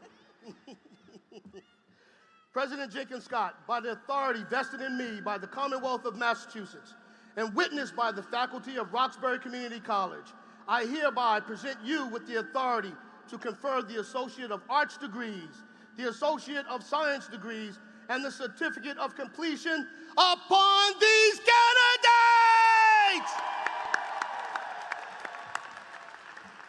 Thank you, thank you. So just before you come up and get your special gift, you know, our culture, drumming has an important role in our culture. It is a way of communication. It was used to send messages. It was used throughout this nation. So we're going to ask our friends at Page Academy just to do a little soft drumming for us while we bring in these gifts.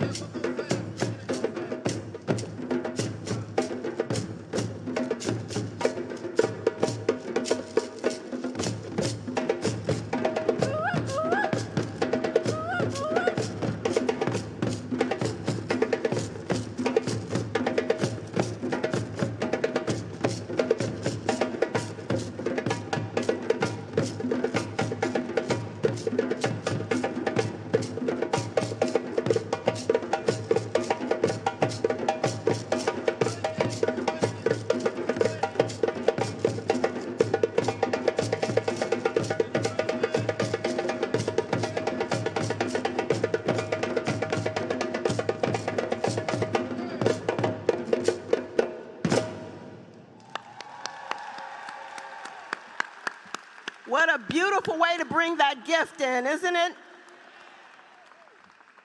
Dr. Gibson, please come forward.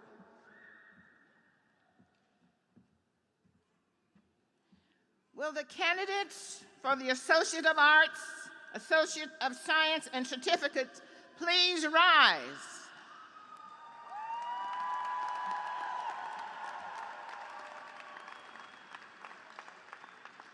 President Jenkins Scott, this class of 2022, it is my privilege to present these candidates. They have been recommended by our faculty and have completed all of the requirements to be awarded the degrees and certificates on this 13th day of May, 2022.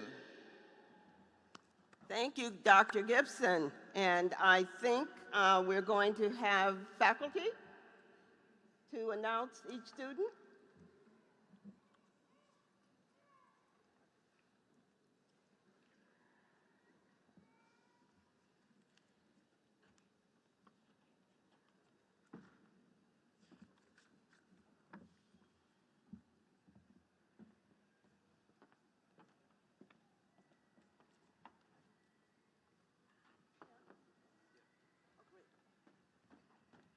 Quick question, sorry.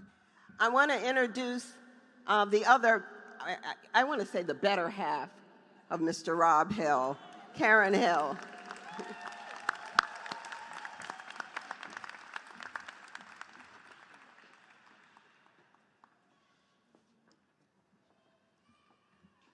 Good afternoon, graduates. How are you feeling? Awesome. I feel the energy. I am Dr. Maya T. Bowen, and I am the program coordinator for RCC's Information Systems Technology program. And I want to welcome you all, family, friends, as well as the graduates, to 2022's graduation. And so, for all of you that have the cards, you will be actually handing your card to me. And we're going to start off with the AS degrees.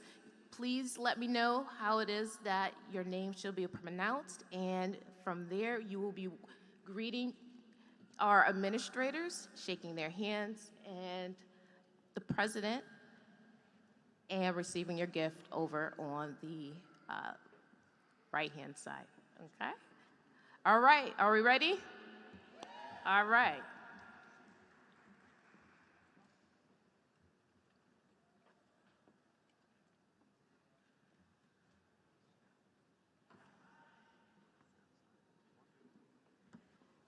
Bianca Denise Terry.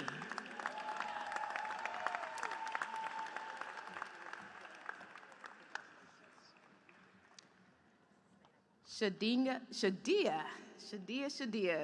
one of my advisees. Magingo Singao.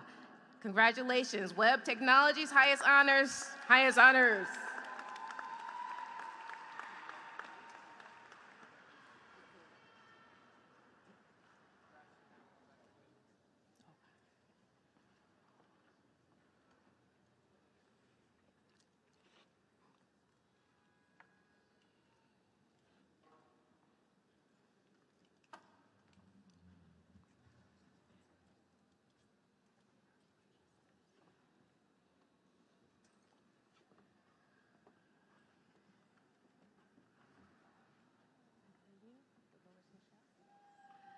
Dolores Michelle, honors.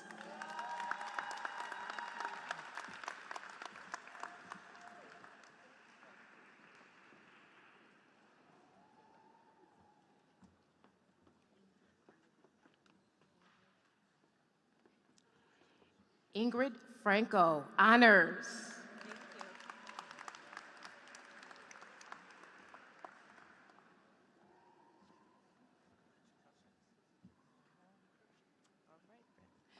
Britt Walker.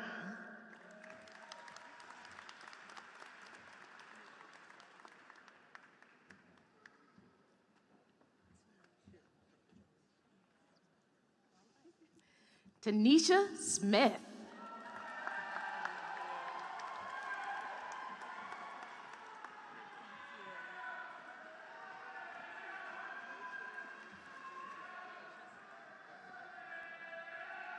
Monaja Smith.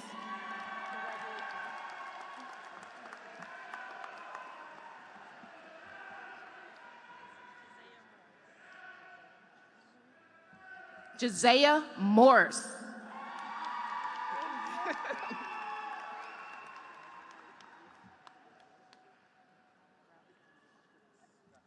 Ralph Nestor.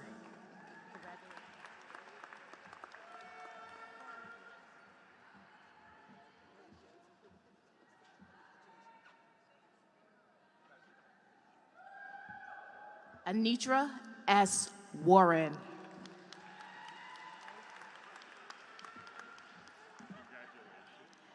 And I just want to state something with Mr. Ralph Nestor. Hi, honors.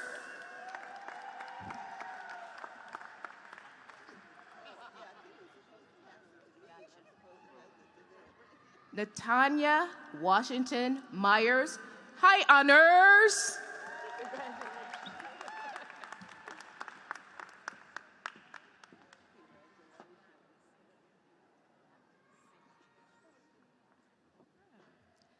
Natalie Sakea.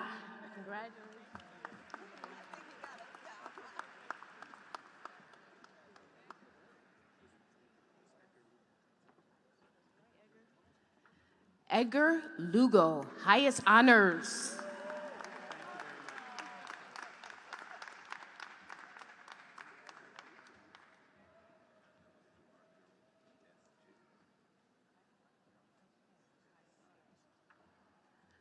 Mark Gerald S. Jean, highest honors.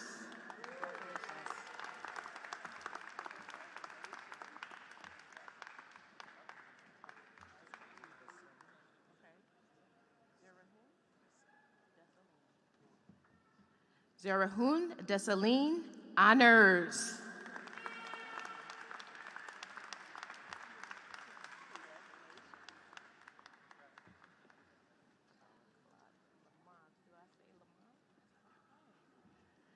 Satara Clark Lamont, honors.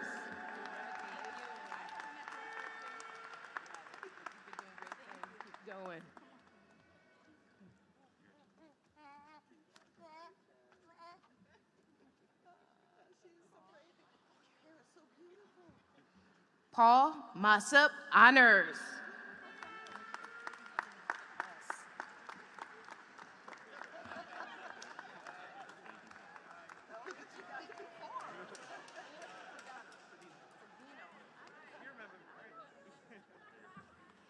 Ansel Cedino.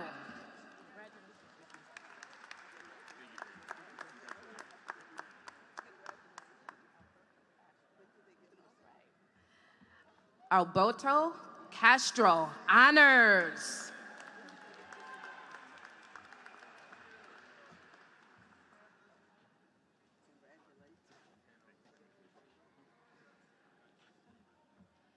Hanover Pena, honors.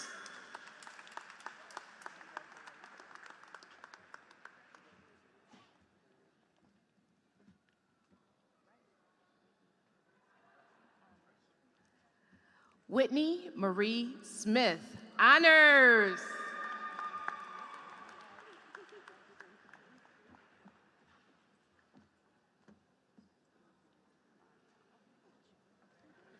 Alicia Proctor. Hold on, I know you. Congratulations.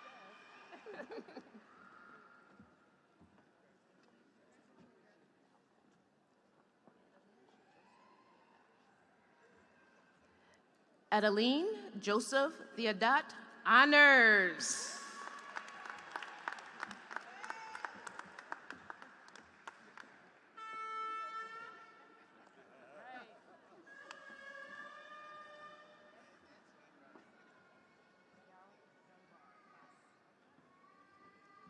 Tiana Dunbar, honors. Congratulations.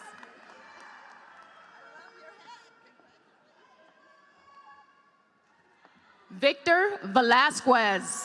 Congratulations.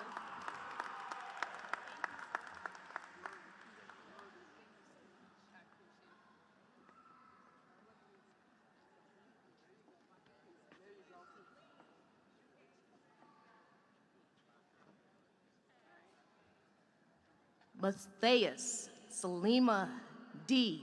High Honors.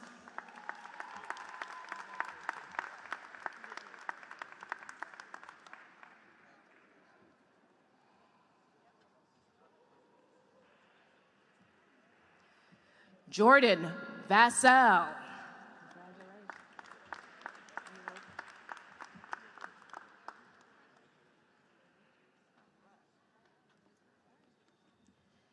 Demetrius Rush, High Honors.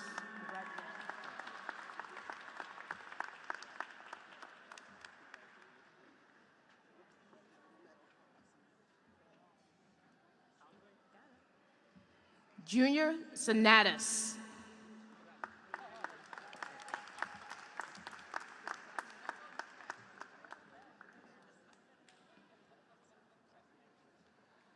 Amanda Slavic, highest honors.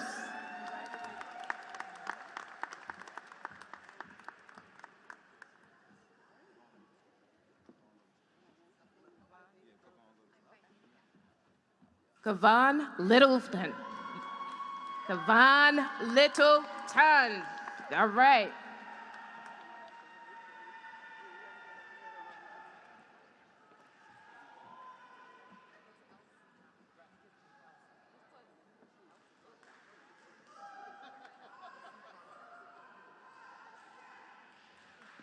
Elsie Pontes Honors. Congratulations.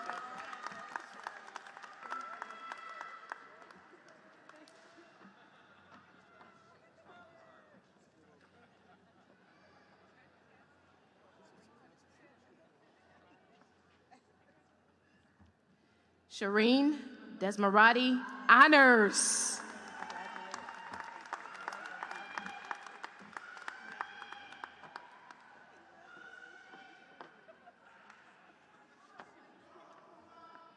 Audrey M. Thomas.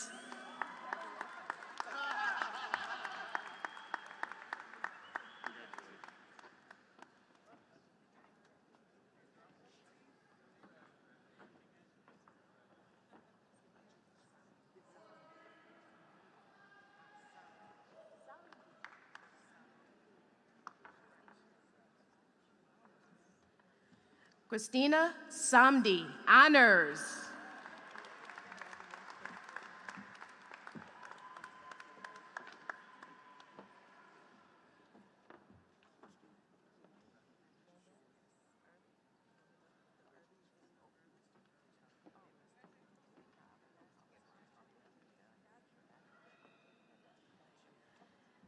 Jenny Mendez.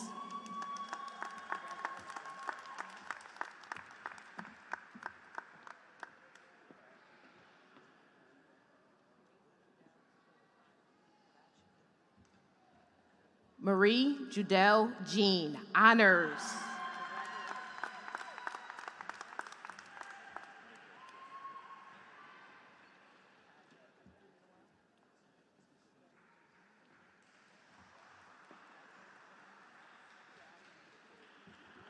Tajay Anthony Jeffs.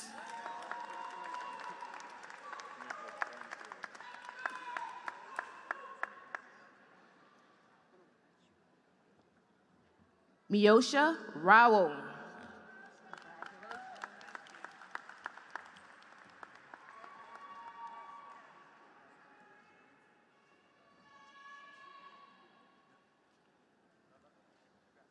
Jay Kincaid.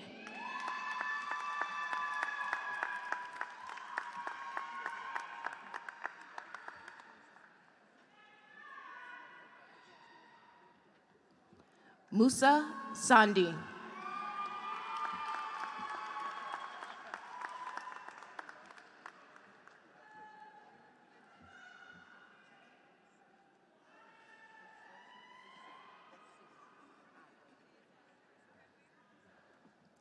Khadija Basu, honors.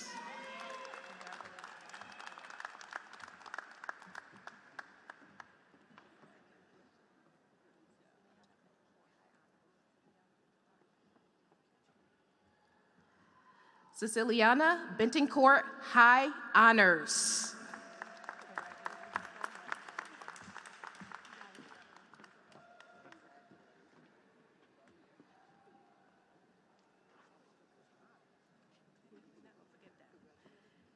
Charlotte Joseph, honors.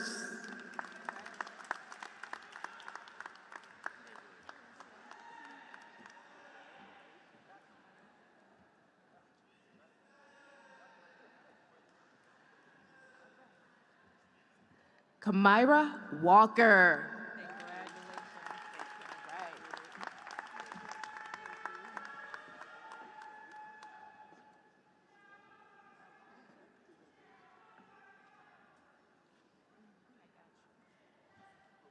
Erica Mello, honors.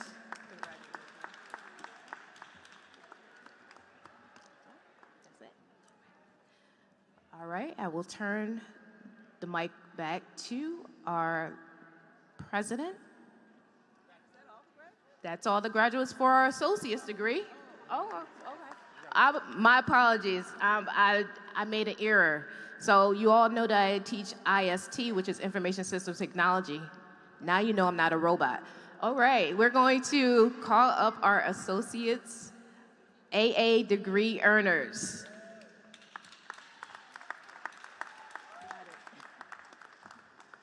Thank you, Dr. Bowman. Glorious day indeed.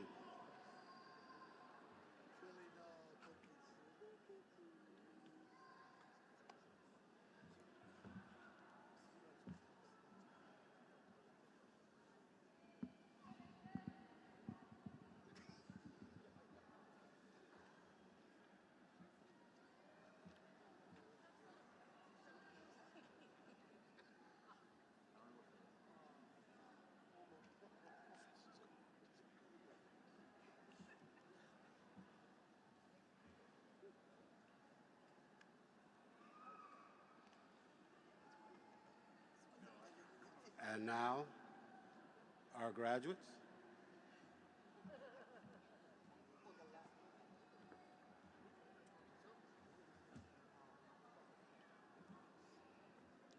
Wanda Jean Holland.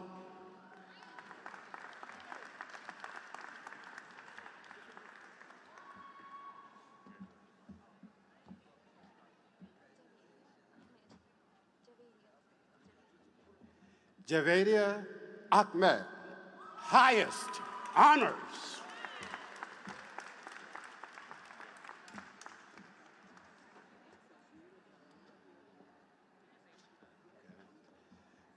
Jennifer Mendez Perez.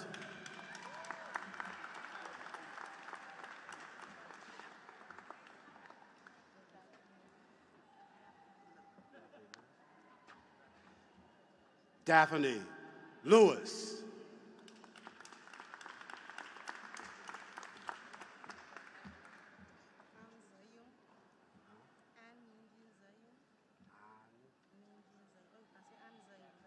Okay. What's the last name? An Ninja Zayos.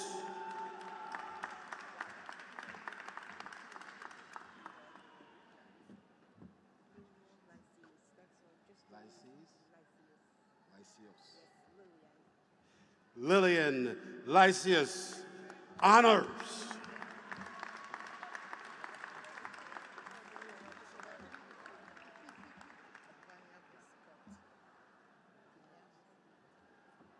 Vanya Busikat, honors.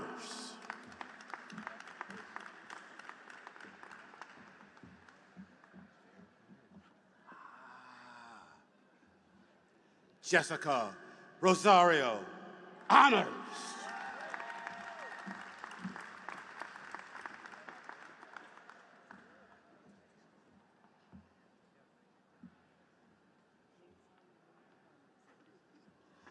Nilsa Marie Ramos.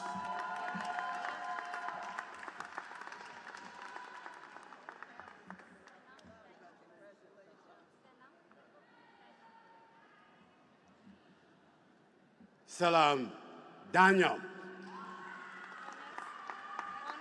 Honors? Honors.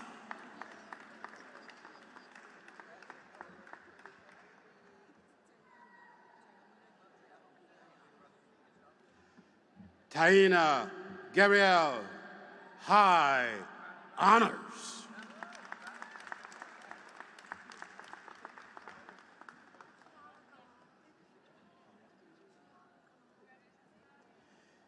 Kiara Gillard, high honors.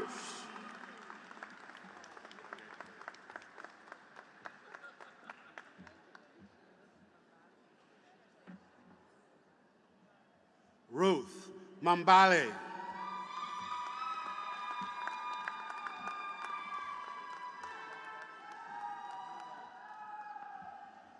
Kevon Patterson,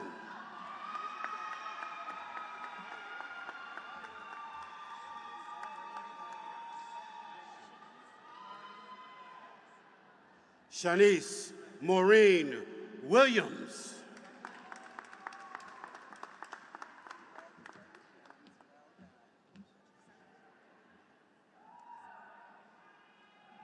Sandra Daju, honors.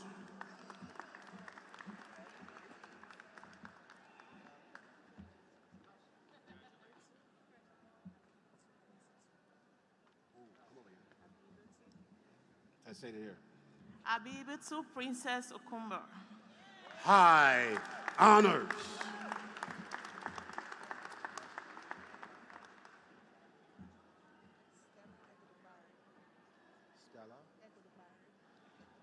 Stella Ekadabari, honors.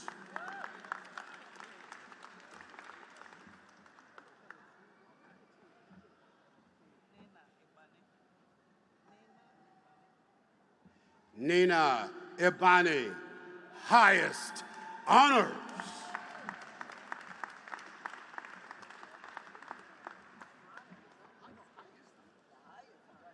Grace Billingsley, honors.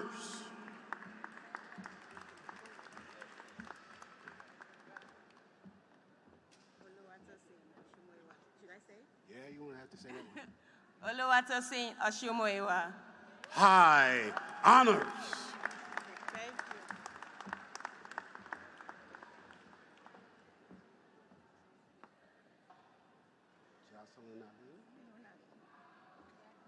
Jocelyn Noon Aline, honors.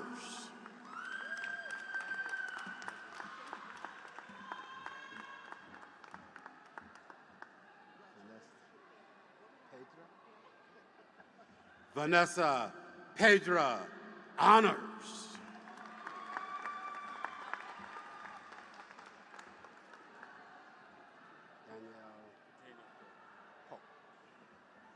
Daniel Polk, honors.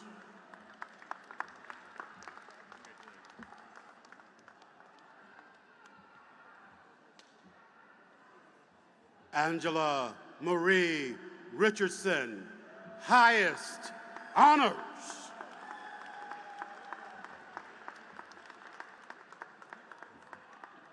Come from.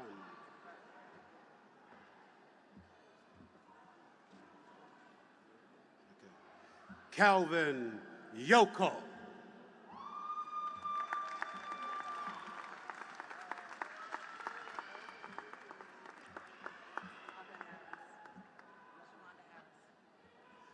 Shalonda Harris, honors.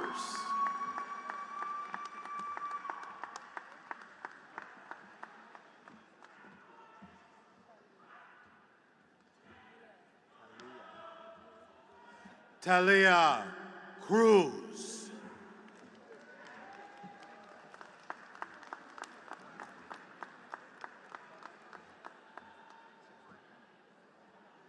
Shaquanda Newman.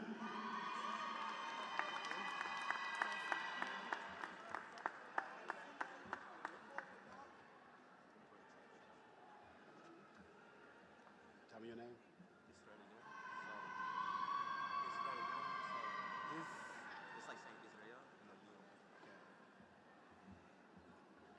Israel Samon.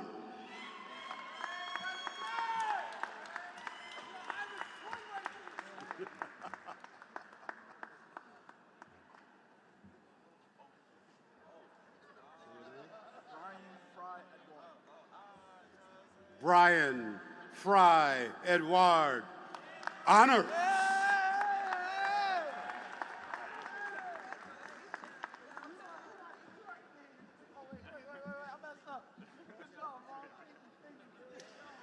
Jamal Carbaro,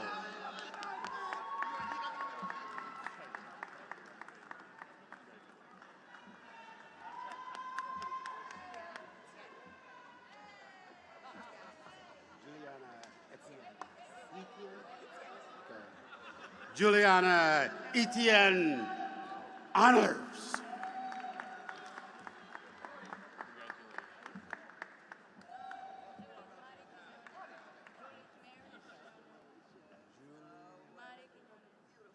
Julie Marius Quiones, honors.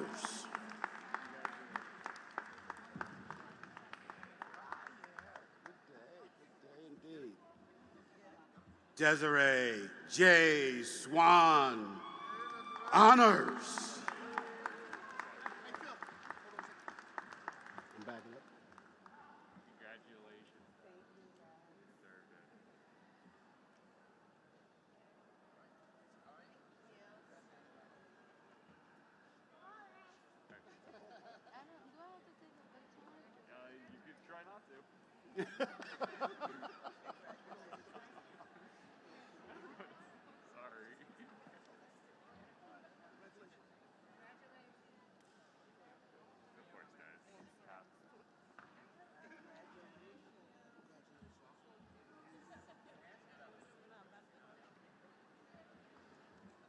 Rosina Valcourt.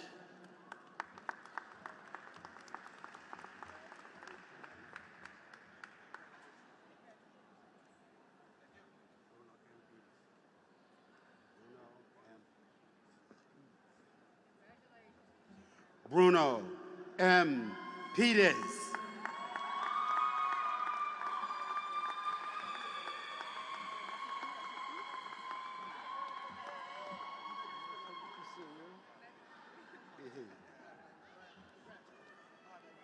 Say your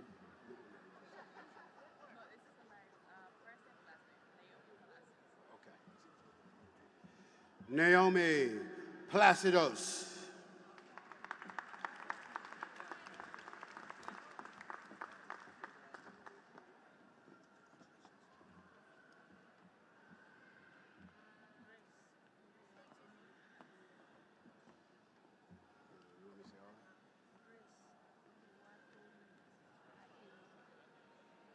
Grace Aluatiing Atienos, high honors.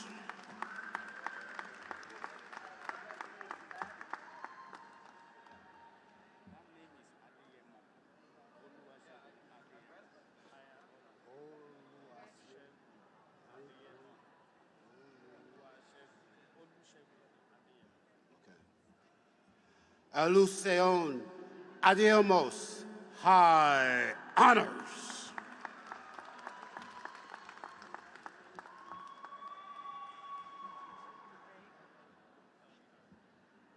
Neve Griffin.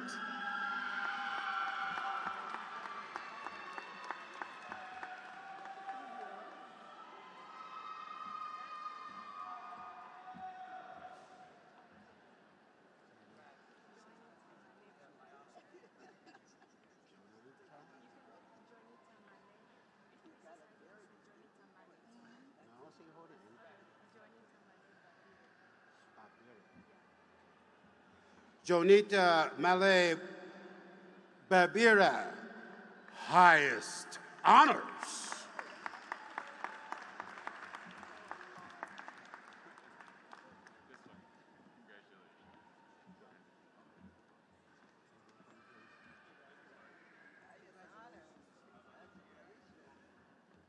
Geralda Donneville, honors.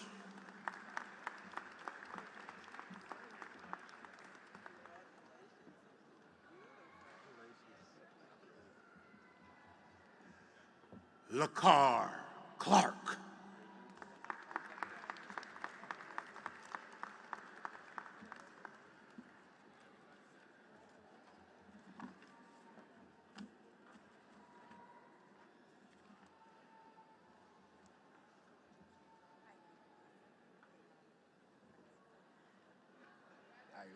Ilequa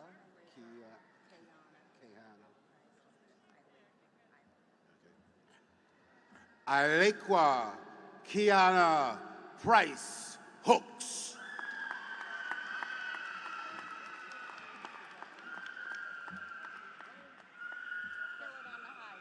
Say what? No, I can't say what. It says Ivy. Ivy Natasha Taylor, highest honors.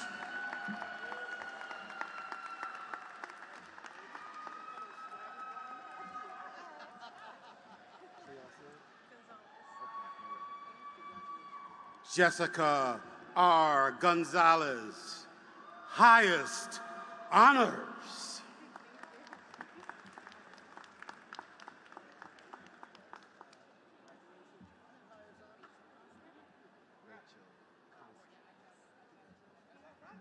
Rachel Constant.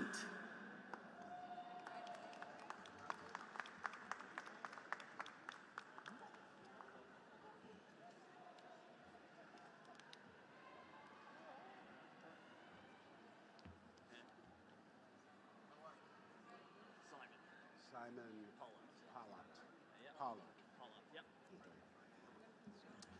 Simon Pollard, highest honors.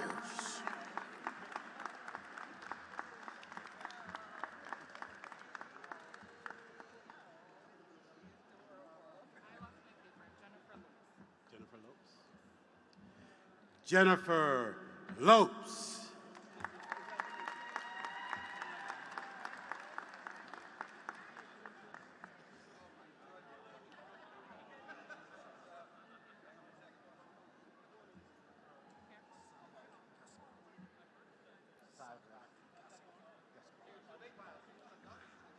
Sarak Gaspard, honors.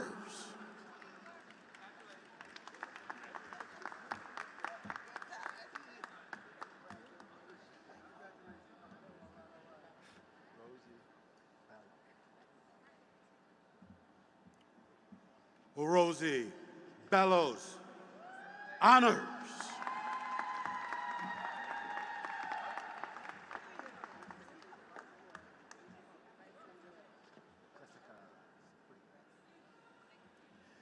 Jessica Supreme, high honors.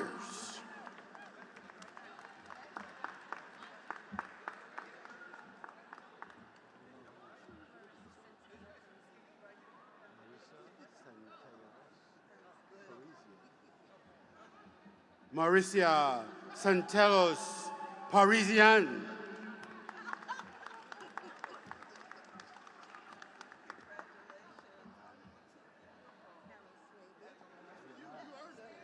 Swaby.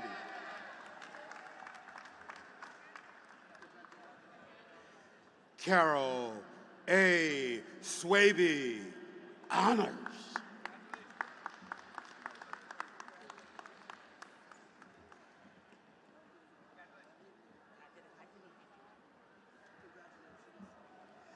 Jessica LaFleur.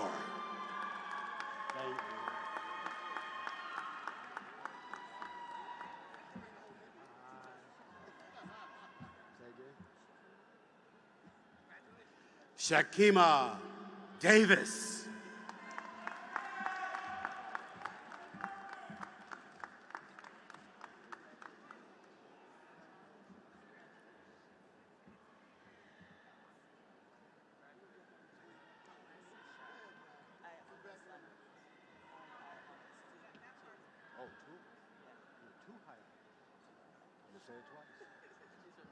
Okay. Marcia C. Sharp, high honors, high honors.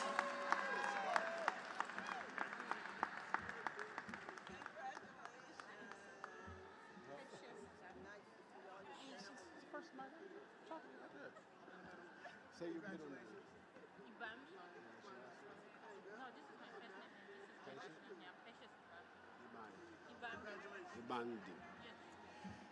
Patience Ibambi.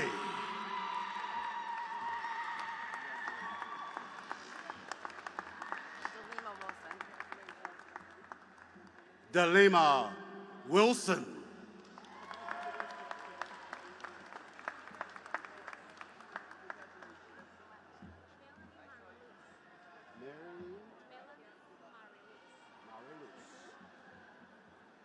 Melanie Maraluz, highest honors.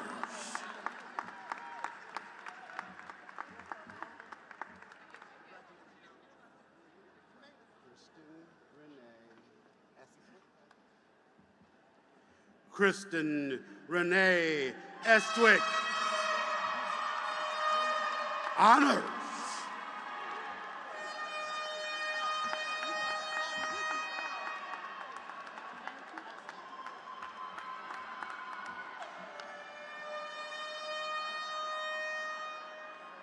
Donette Glasgow.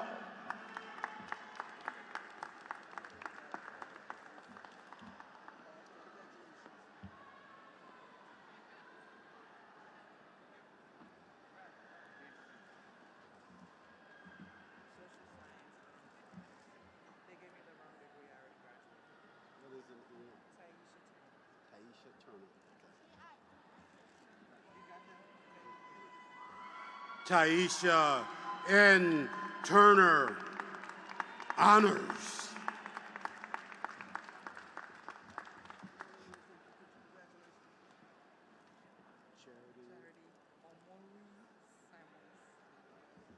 Charity Amori Simmons, honors. More? Honors. You got 2 honors too? Guess what?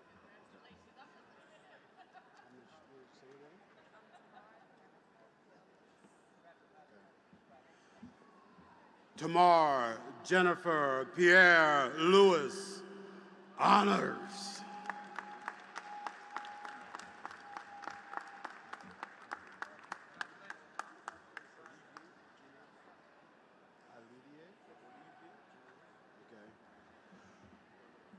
Olivier Jean Lewis, high honors.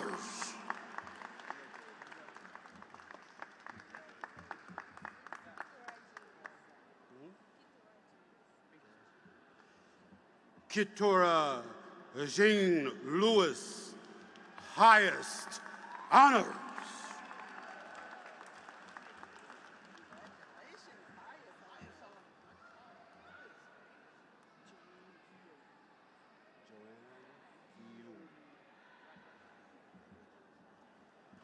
Joanne Guillaume, high honors.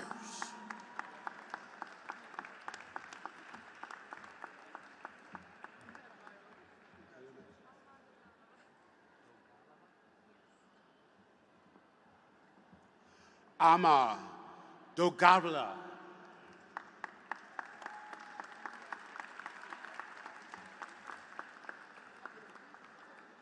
Thank you.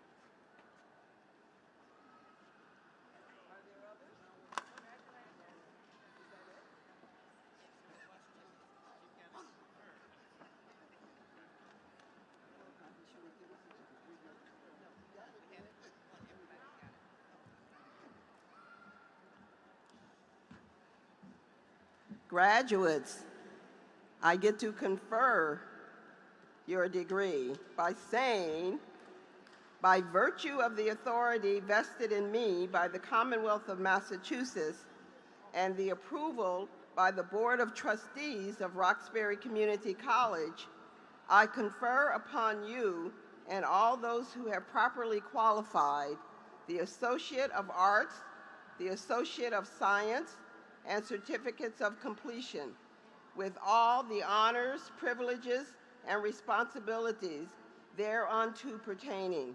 Graduates, congratulations.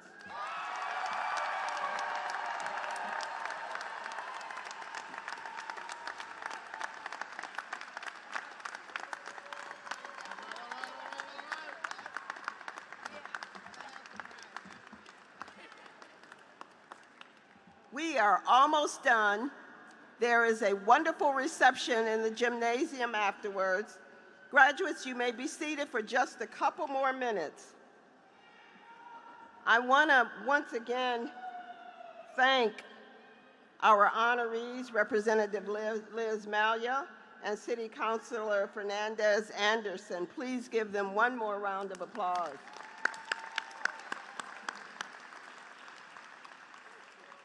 To our amazing, amazing commencement speaker, Rob Hale.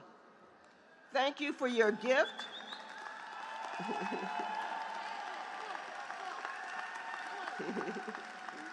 Thank you for your gift of wisdom, your gift of encouragement, your gift of inspiration, and of course, your love gift.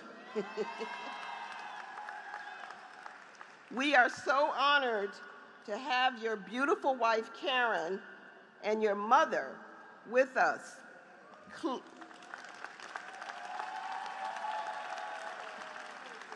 Clearly, Mother Hale, you raised well. You raised an incredible son, and we are so grateful that he is a part of our community. Now, Rob, you know, once you're a part of RCC, you're always a part of RCC. To our students, let me leave you with these words from a dear friend, a poet and writer, Catherine R. Taylor. After these words, the last words you will hear before we recess is from Reverend Ray Hammond. Kathy Taylor was a dear friend who transitioned several decades ago, but her words have remained constantly with me. So I want to share them because you received lots of gifts today, not just the love gift, but the gifts of wisdom and powerful, inspiring words. And here's what Kathy wrote many decades ago. Sure, everybody has a gift. God doesn't put empty vessels. Each of us is used in a different way. And each gift has its measure. Its discovery is yet another story. And when you do discover your gift, there are rules, they say. Its use promises an increase. Not using it is abuse. Using it only for yourself is copping out on your fellow man. All I know is when you do use your gift, you feel fulfilled, stronger, and more aware. And to me, that's enough. And I think Kathy Taylor said it all. Students, use your gifts. Use your gifts.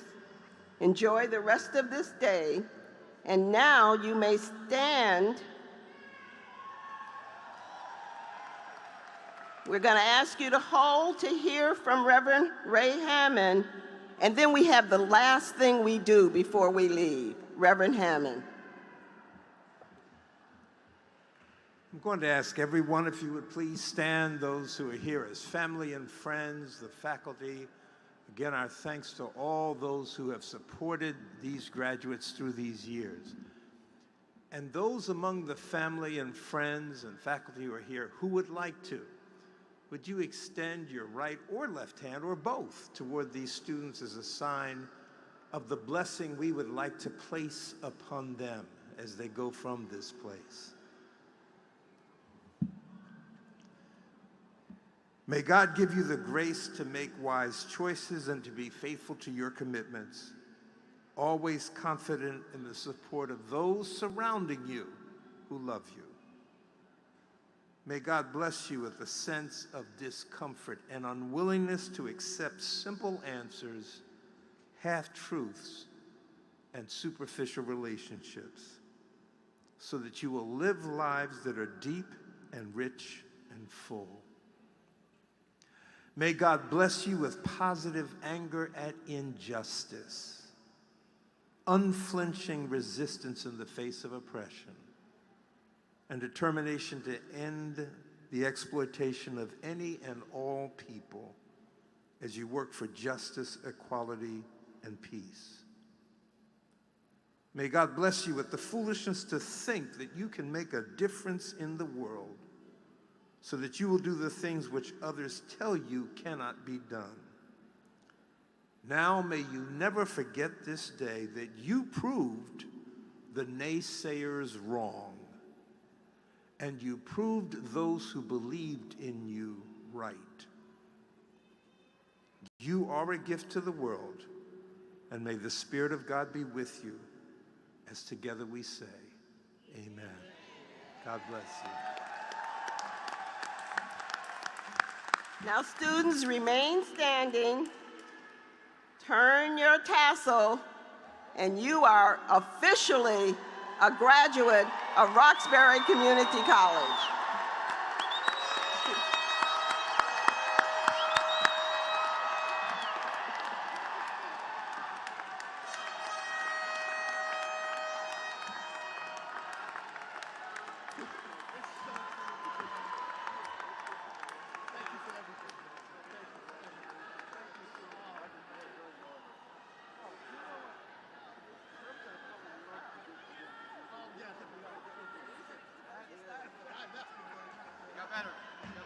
I think we're waiting for the music to start so that we can press up. Audience, please remain seated until the recessional is completed and all of the graduates have left the venue.